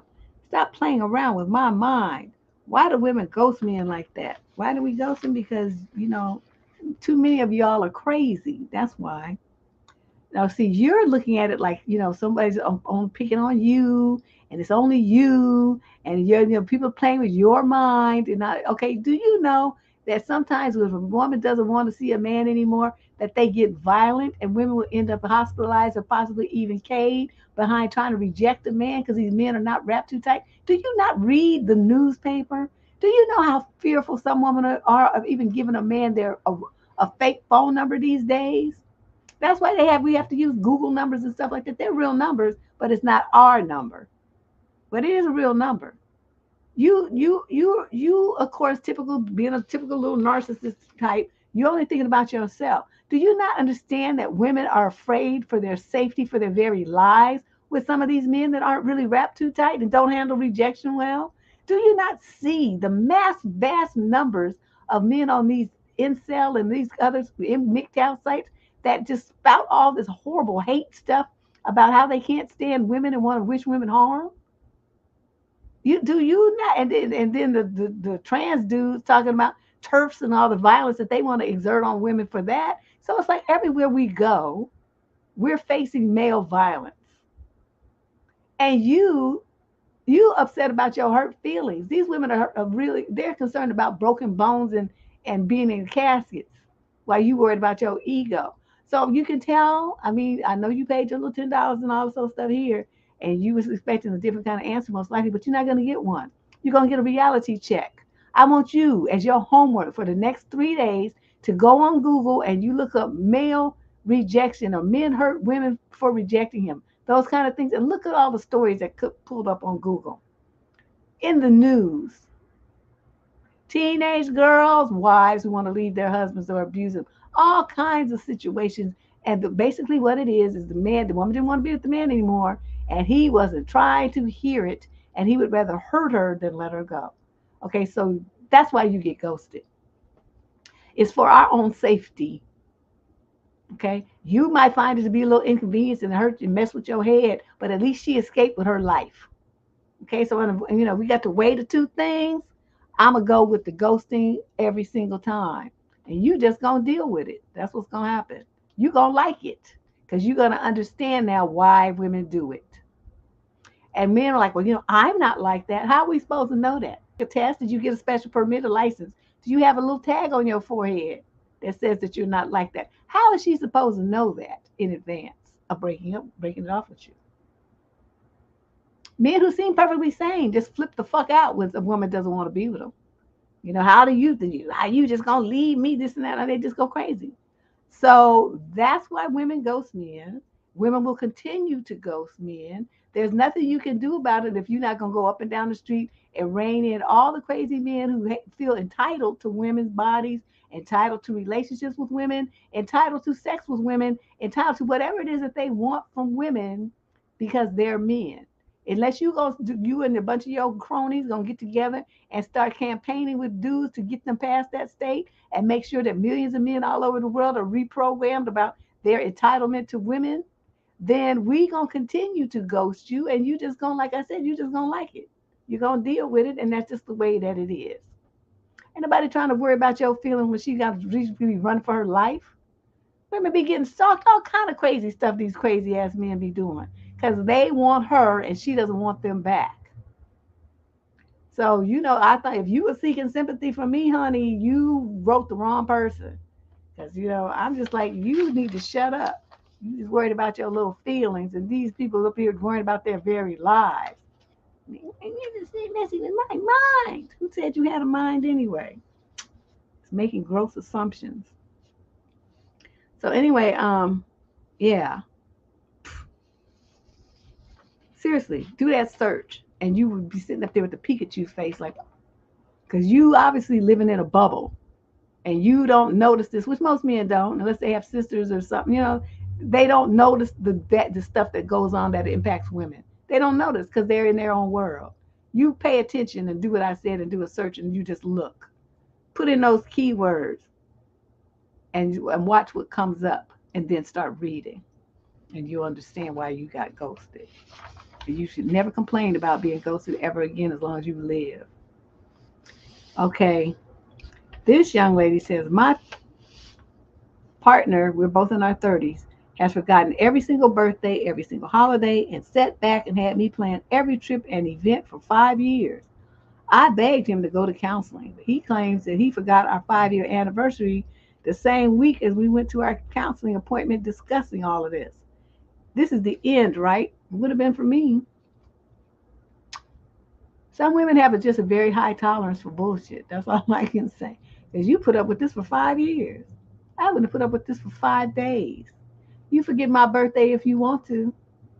You won't have to worry about forgetting it again because we're through here, sir. Christmas, I mean, that's whatever. That's mostly for kids. But, I still like all the lights and all that kind of old stuff. I mean, it's pretty. Um, but my birthday, that's a fucking national holiday. I expect celebrations. Okay, I want sparklers and fireworks and all kinds of stuff to be magically happening because that was the day on which I blessed the planet. And you should be blessing my parents for creating me on my birthday. That's what you should be doing. You ain't doing all of that, then I don't have no reason to be dealing with you. Hey, girl, you just let him get away and you planned vacations. You did everything. You were basically in a relationship by yourself, and he was just tagging along. And now you're tired because you've done everything for 5 years. Oh, Lord. I'm telling you, I mean, you get one time with me. One time. I told you about the boyfriend. He forgot to buy my Christmas present, right? Ain't gonna, cause he went to, I think well, it's like CVS Payless, one of them kind of Walgreens type. You know how they have like the little gift counter and you can buy them little cheap watches and stuff up there and little cheap, that little stuff, them little trinkets they have up there. So he gonna stop at one of them papers. And then of course he didn't have any tape and bows and all that kind of stuff. So he just had a strip of wrapping paper, probably left from a gift his mother gave him or something. Because we was young at that point. I still lived at home. And he come knocking on the door and stuff, and he was holding the wrapping paper around the box, some little cheap ass Timex watch, holding it with his hand. Not tape, no bow, no ribbon, no nothing. Just holding it in his hand like he found the wrapping paper on the street or something.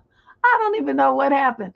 But I remember that he was supposed to eat dinner with our family and stuff. I tossed him out, I ran the screen and I threw that watch at him and threw his butt out. And that was the end of that. My father was laughing. He was like, "Oh my God, I never seen you go off like that." Because I was always a pretty calm child unless somebody pissed me off. But my father was sitting there like, what happened? And I told him what happened. He thought that was the funniest shit ever. He laughed about it all day. But I'm like, I cannot have a man who thinks that little about me. That you got to think about it the day, Christmas Day, when everything is closed and you've been knowing Christmas was coming on December 25th since last year, and this the best you could do? I don't have nothing for them. So you went through 5 years of that, and I just don't get it. I don't understand how you could feel okay about being in a relationship with a man like that who treats you like that. I don't understand it. I'm telling you, girl, it's a national holiday. I used to, when I was young, I would start celebrating August 1st and not end until the 30th, be the last day of celebration. It was a month-long event. Like they have Black History Month, they have Deb History Month. That was me. And that was just what I did. So I don't know. I can't deal with men like that. Okay, I got one more. I got one more paid question here and a couple of other ones, but I think um, we'll do this one.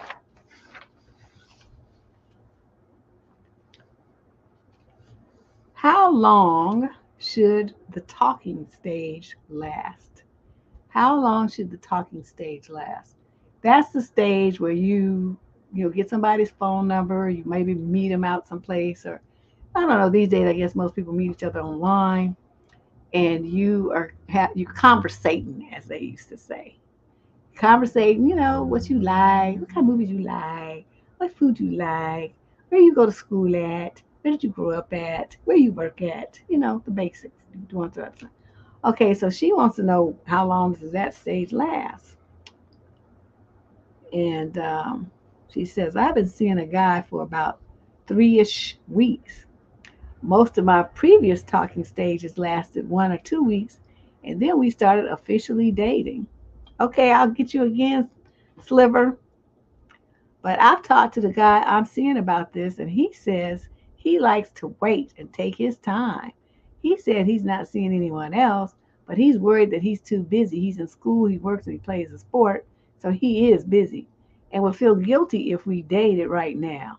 But he said that he wants to date at some point. He just wants to make sure we are really right for each other.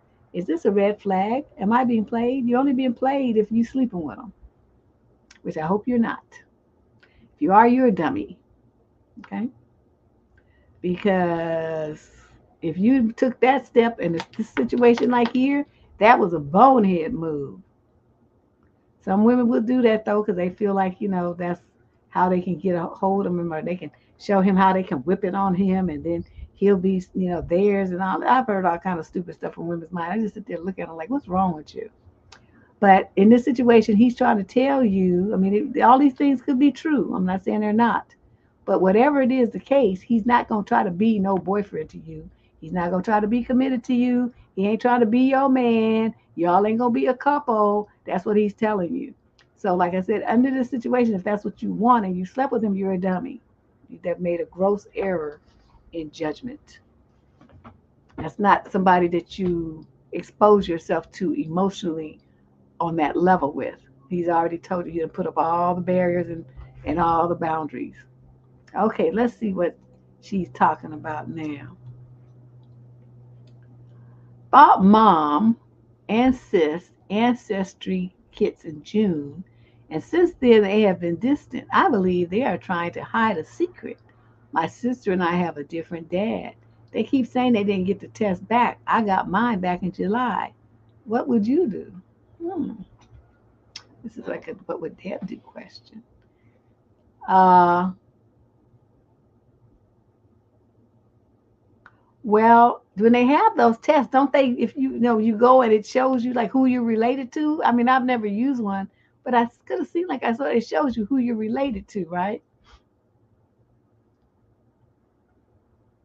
So couldn't you see if if it's set up there's your sister and your mother, you should be able to see the relations, family relations there. And unless it showed your daddy coming from, the mother and daddy and both of you and your sister coming from the same uh, parental line, then there's your answer right there, right? Isn't that how that goes?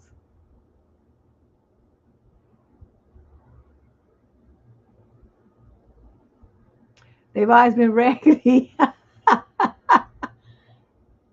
and was raised by your grandmother. Oh, Well, that would be the approach that I would take because I could be wrong because like I said, I've never done it, but I remember seeing on the commercials or something where they showed like these little boxes and everybody was like a little diagram of who was connected to who, and it shows your name and the people who you're related to, and that's how people find out that they were adopted and find out that they have relatives in other states and whatnot because it links, it shows the links, right? So you should be able to find that out without even asking them. That's what I would do. At least I would start there. It does show, well, okay, well then there you go. If y'all ain't showing up as relatives on nobody's side except for your mama's, there's the answer right there. And you could be like, you trifling. I just busted you. Yeah. Well, you most likely when people have that little inner voice be talking to you and telling you something, you're usually right. You're usually right. It shows relatives, but only if they turn it on. Oh, you turn it in. Oh. So you think they didn't really do it because they already know and they don't want to be exposed? Hmm. Well, you around them, get something with their DNA on it. They drink a cup or something, you take the little thing and swab the cup. Take some things out their hairbrush or something. I don't know. They show that in the movies. Should you confront them? Well, it's like this. What is it that you want to get out of this? What is it that's going to change for you if you have this information that y'all got a different daddy? Think about that. What's your goal? And I told you people don't do anything in this world without having a goal.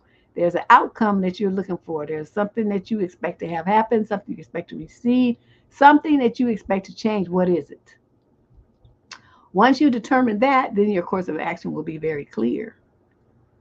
Because like me, it's like it ain't gonna change. It ain't gonna give me no money or nothing. I'm not gonna be related to like somebody who's famous and rich. Well, what's the point? Who cares?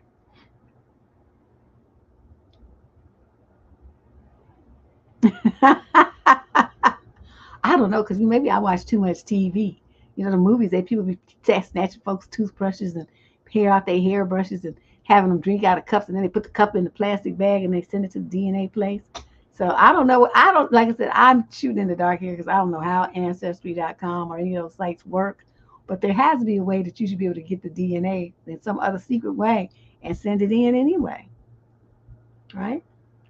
They don't have to know that you did it, and you can just do it and then get the results back sent to your house, and then you'd be like, oh look here, you little garden tool, you. I'm exposing you.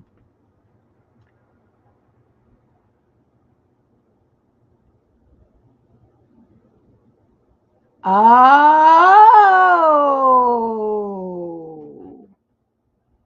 whoa, ooh, that's kind of deep.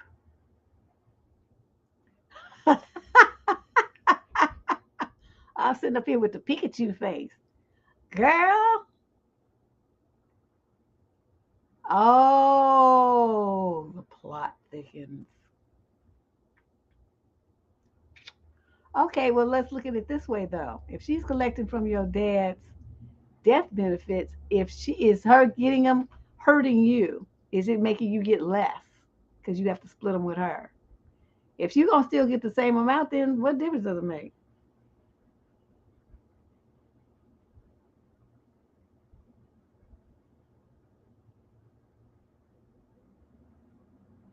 It does sound weird. I'm with you, sweet melody. Something is, but think about that too, Sliver. If it's not, you know, are you getting less because she's getting some? If that's the case, then yes, move forward. Shit, your daddy, you get out and get as much as you should get. But if what you get is going to be the same because it's you both get the same amount anyway, then it's no big deal. That's what I would say. But that's something that only you would know, and you don't have to. She's the oldest, so you're getting nothing? What the hell? Oh no, girl, no. Oh no, time to go and do some sleuthing. You know, get you another kit and then get her DNA on the low low and figure it out. Because if you got your daddy's DNA in there from you, then and she's not connected to him once you send a new test in, then you got her, and she gonna get cut off. Oh hell to the no, that's different. She cutting into your money. She is cutting into your money. All right, well it's almost 8 o'clock, so we're gonna start winding this down. Okay, yeah. Well, it's time for you to do something about that then.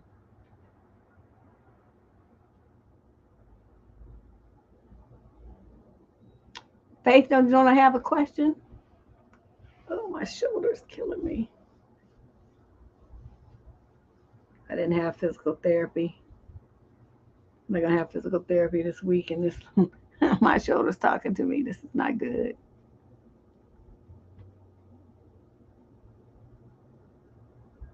You found all your dad's relatives. Oh yeah, so then you just have to go and just check hers and see if it lines up with that. And if not, that's something that you can turn over to whoever's paying these benefits and cut her off. If she's not a descendant, unless he adopted her or something like that. So Indigo, you have a question?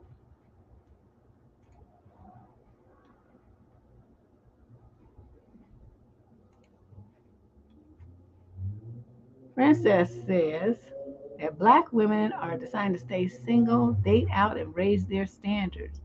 Where do you think things are headed, dating and marriage wise, for the black community? Are things getting better or worse? Girl, that's a heavy question for this little raggedy show. Um, I think, well, I don't see it as like quote the black community. I see black women and black men as two separate entities because it's just we don't operate in unison. There's a completely different focus and direction for the genders, and I just don't see it as a group like that. I think for women things are improving as far as their economic situation, education, and all of those kind of opportunities. However, where black women run into trouble is when they limit their romantic options to the few decent black men that there are. I think, and I've always thought that women should go for the man who likes them. I don't care. He could be green with pink polka dots. Who gives a shit?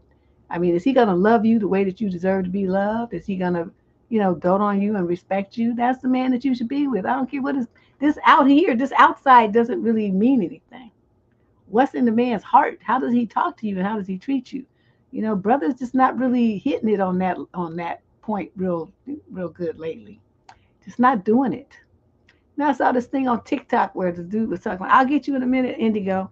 This dude made this like meme, and he was talking about how the main number one thing black men need from black women is respect. And so I couldn't resist. I know they probably deleted my comment, but I said, maybe they ought to try giving some for a change before they start talking about the demands and what they want. But it just that irked me. That irked me.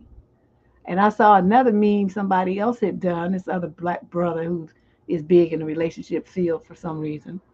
And he had this thing to talk about how men know what woman to disrespect.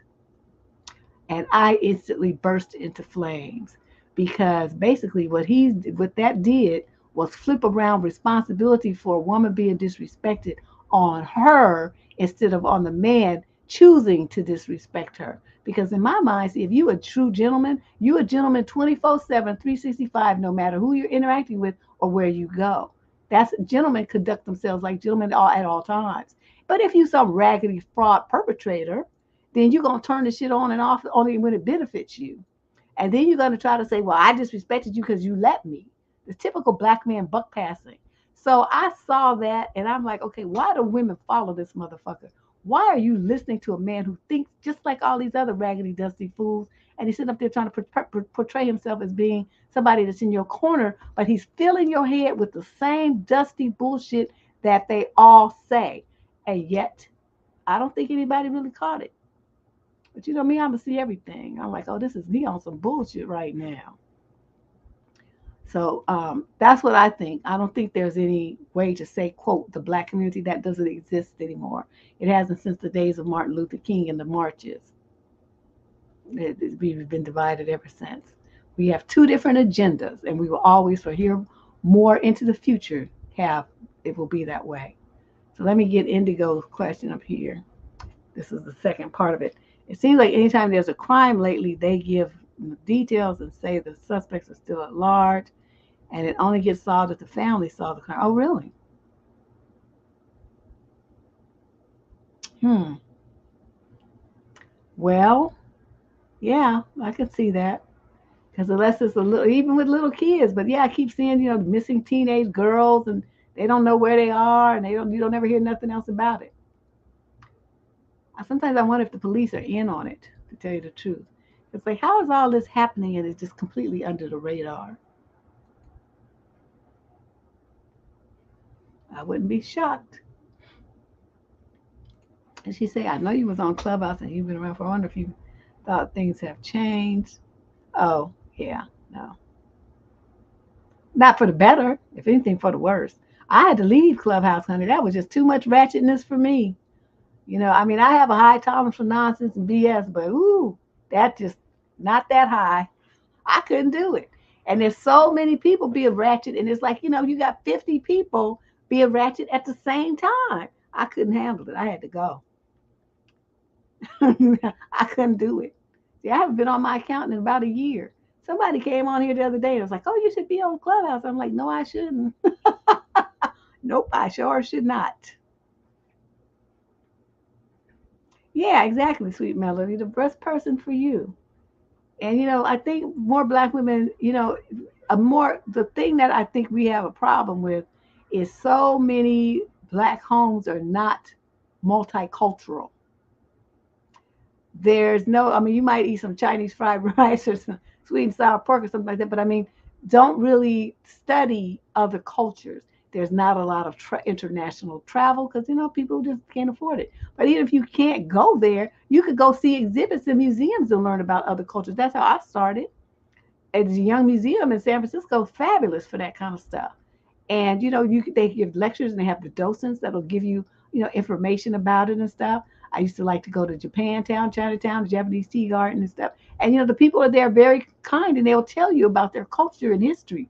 So you can learn about different things so that when you meet these men from these other countries and other cultures, you can interact with them intelligently. It's not like you like some noob. You know about their food, you understand about their music, you understand about their customs and history, and it shows a respect that the fact that you spent the time to familiarize yourself with them, and then you can have a relationship with the person. But if you all you know is fried chicken and McDonald's and stuff like that, and barbecue, that's all you ever eat. And I don't know nothing about that. I don't want that. No, I can't be trying that. That could be dog and all that kind of ignorant shit I heard when I was in Texas. Your mind is too closed. You aren't operating on a global level. So, of course, you're not going to be stuck with black men because that's all you qualified to meet. So, in order for you to be exposing yourself to men of other cultures, you have to up your game and develop yourself as a woman and make yourself multicultural. Reading books, going to different restaurants, trying different foods. Try learning a language. Even if you don't learn it in detail, learn a few words. Do something with yourself. There was a big world out here, especially once the internet came into. We used to have to send letters. I mean, it was almost impossible to meet people the way that we can interact with people now from every corner of this world in seconds. This has never before happened in the history of this world. Okay, so this is a golden opportunity if you just make yourself, avail yourself of it.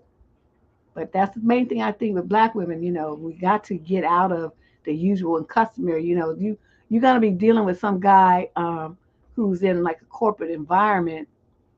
You can't be walking around with your hooked nails and all these weird designs and stuff and blue and pink hair.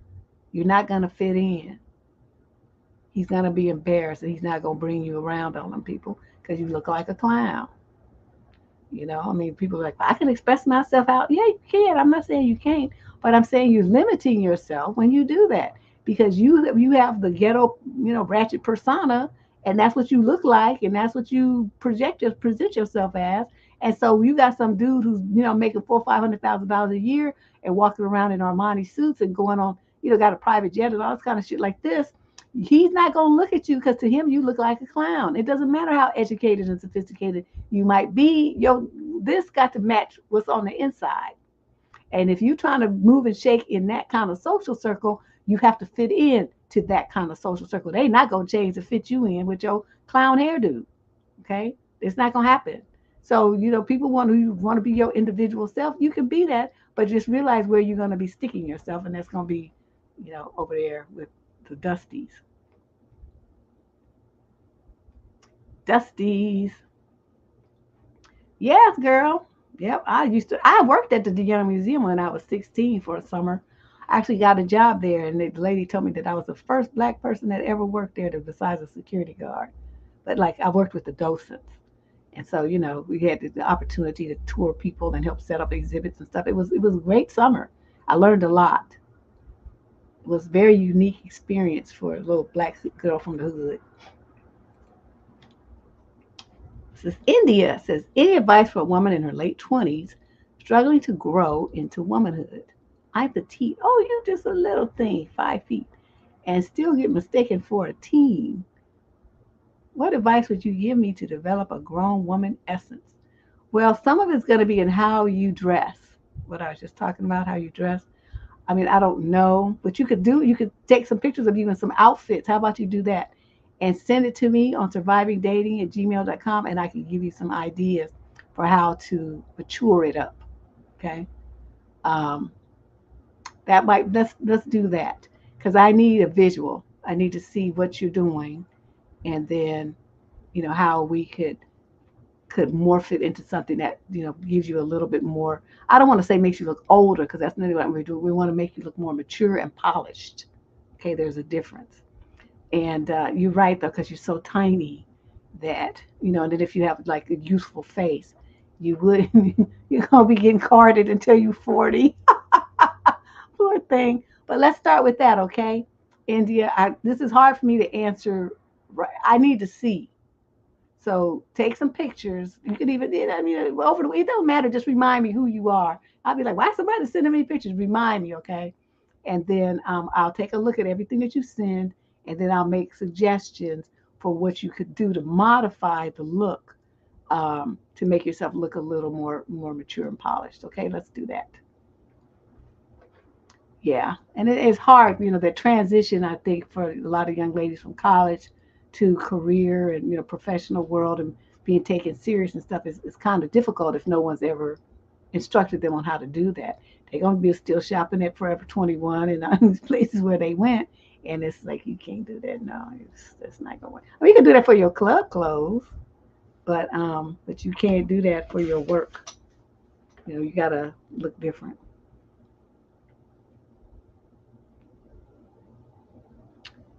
Okay,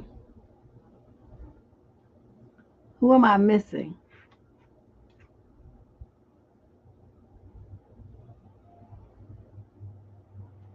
Okay, Kimberly.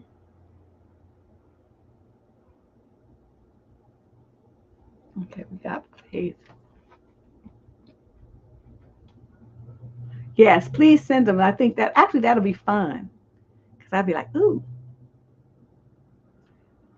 that'll be fun to see. Okay, did I miss anybody? Um, did anybody not get their question answered that paid their fee? Did I inadvertently ignore you? Oh, let's see. This was our second part of. They were able to quickly identify suspects on the case closed.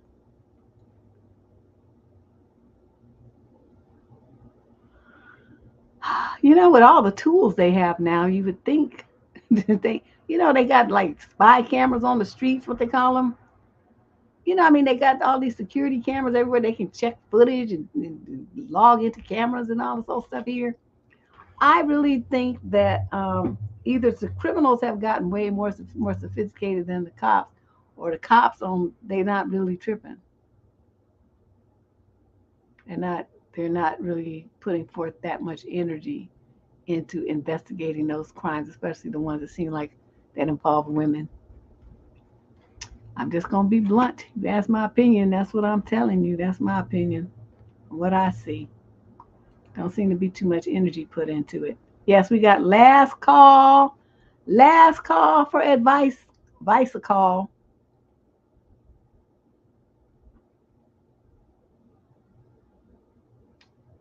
Yeah. Yeah. I can't wait to see India's outfits. I mean, not like I'd be dressed like I'd be kind of a bum on the show, but whatever.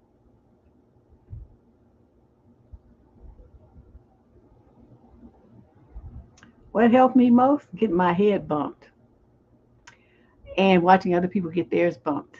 Because I wasn't one of them kind that needs to be. I don't have to experience everything myself. I can watch you be all fucked up and be like, "Ooh, I don't want to be like that." And then I learned that lesson. But some people are hard headed. They have to do it. Just like all these lectures I be giving to the girls about these little girls having all these damn babies. Similar to that. Like people doing certain kinds of pharmaceuticals. I can see that somebody's life got all destroyed and all fucked up. They look a hot mess. They lost everything, including their family and their teeth. Their skin is gone. They just look gross, and they don't have nothing. Okay, now why would I need to go and do that what you did to start looking like that and have your life all destroyed? Why would I need to do that? Do I think I'm gonna have a different outcome after I can see 50,000 people done did that and they all turned out all messed up? Why would I need to do that to myself? I learned a valuable lesson from that. Same thing. So, yeah, girl, get them samples. Make that happen, girl. Get you them new kits and send it away. And if they don't link up to daddy's family, then there's what's up. Then you can go after them in court. And they can mandate a blood test. And then the fraud will come out and, ooh, she might even have to do some time. Knowing full well that they know they wasn't related to that man. There was some fraud going on. Ooh, and if it's the government, ooh, this could be just wonderful for you. I like that kind of stuff. Yeah, exactly, Shay. So that would have to be, that I think that's my greatest source of wisdom. And plus, I've always been an observer of people. A lot of times, I would go out to nightclubs and I'm not there to dance and get my drink on and all that. I may get a drink, but I'm gonna post up in the corners so I can watch everybody who's coming and what's going on and who's talking to who and what's happening. And I've always been like that. I just want to see I want to know what's happening, what's going on, what the games are that's being run, who's sliding their hand into people's wallets and pockets. How is this game? What are they doing? What kind of things are being said or done? And then I put all of that together with all the lessons I learned from my dad and my older brothers, my uncles and stuff. And plus, I had some male friends. I've always had a lot of guy friends, and they was rogues too. And but they see you like a buddy, right? So they just be telling you stuff. And so I keep all that in my big head, and then I come here and I share it with you. That's what I do. So you guys get to benefit from all of those years of experience and the experiences that other people had and mistakes that other people made. And then I just share it with you so you don't have to go through that. I don't want you to have to experience all that pain and drama. You shouldn't have to do that. There's no reason for you to do that unless you just didn't know, in which case there's still a problem because all the information you need to know is already on this channel. Might take you a little bit to figure it out, to find it, because you've got to do a search, like I said. But with close to 1,500 videos on here, there's problems on just about every subject. You just have to type in the keywords and all the videos with that in the tags or the title will pop up. Just press play and start listening. Okay. Yeah, I don't need to I don't need to do all the dumb shit that y'all do. I'm not talking about you guys. I mean, like the y'all that I've run across in my life. I don't need to do what y'all did. I can just look and see, ooh, that didn't really work out too well, huh? And they be like, no, girl. I'll be like, yeah, well, we ain't going to be doing that. And that's it. All right. So it's time for us to get up out of here. Let me just show you guys what we have coming up. Okay, what's the next one? What is this? Oh, okay. On Tuesday, we'll have our next What the Fuck Tuesday relationship advice show. That show is different from tonight in that people send their letters in advance. So if you were shy about tonight and you just want to take a chance, so those are free, but we do not guarantee that your letter will get chosen that week or any other week. It might not. This depends on Candace. But you can try, send it in. I'm gonna try to do these advice shows like this, like every other month. I'm thinking I should set up a schedule every other month to do the ones where you can just come in and get your question answered on the spot. Then coming up, I moved it to December because some too much stuff is going on, and I'm not gonna have time to prep myself. I shortened the length of time to 90 minutes, and I dropped the price by $5 because I just wanted to. So there you go. And we're gonna have a whole webinar on toxic relationships, how to figure out if you are headed into one, if this person's talking to you and exhibiting toxic behaviors and attitudes, before you involve your heart, before you involve your time, before you involve your money, and definitely before you involve your body. Okay? Because you just never know how that's going to end. That might not be a good thing.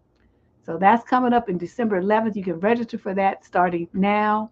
The Patreon people, I will send you a discount coupon to sign up. Hopefully over the weekend if I have time. If not, I mean we got time, so it'll happen, but I don't know when. But other than that, you guys, thanks for coming. If everybody who made a donation and who got their question answered, I hope that answer was helpful for you. And send in your question for What the Fuck Tuesday, and I'll see you guys real soon, like soon. Okay, bye.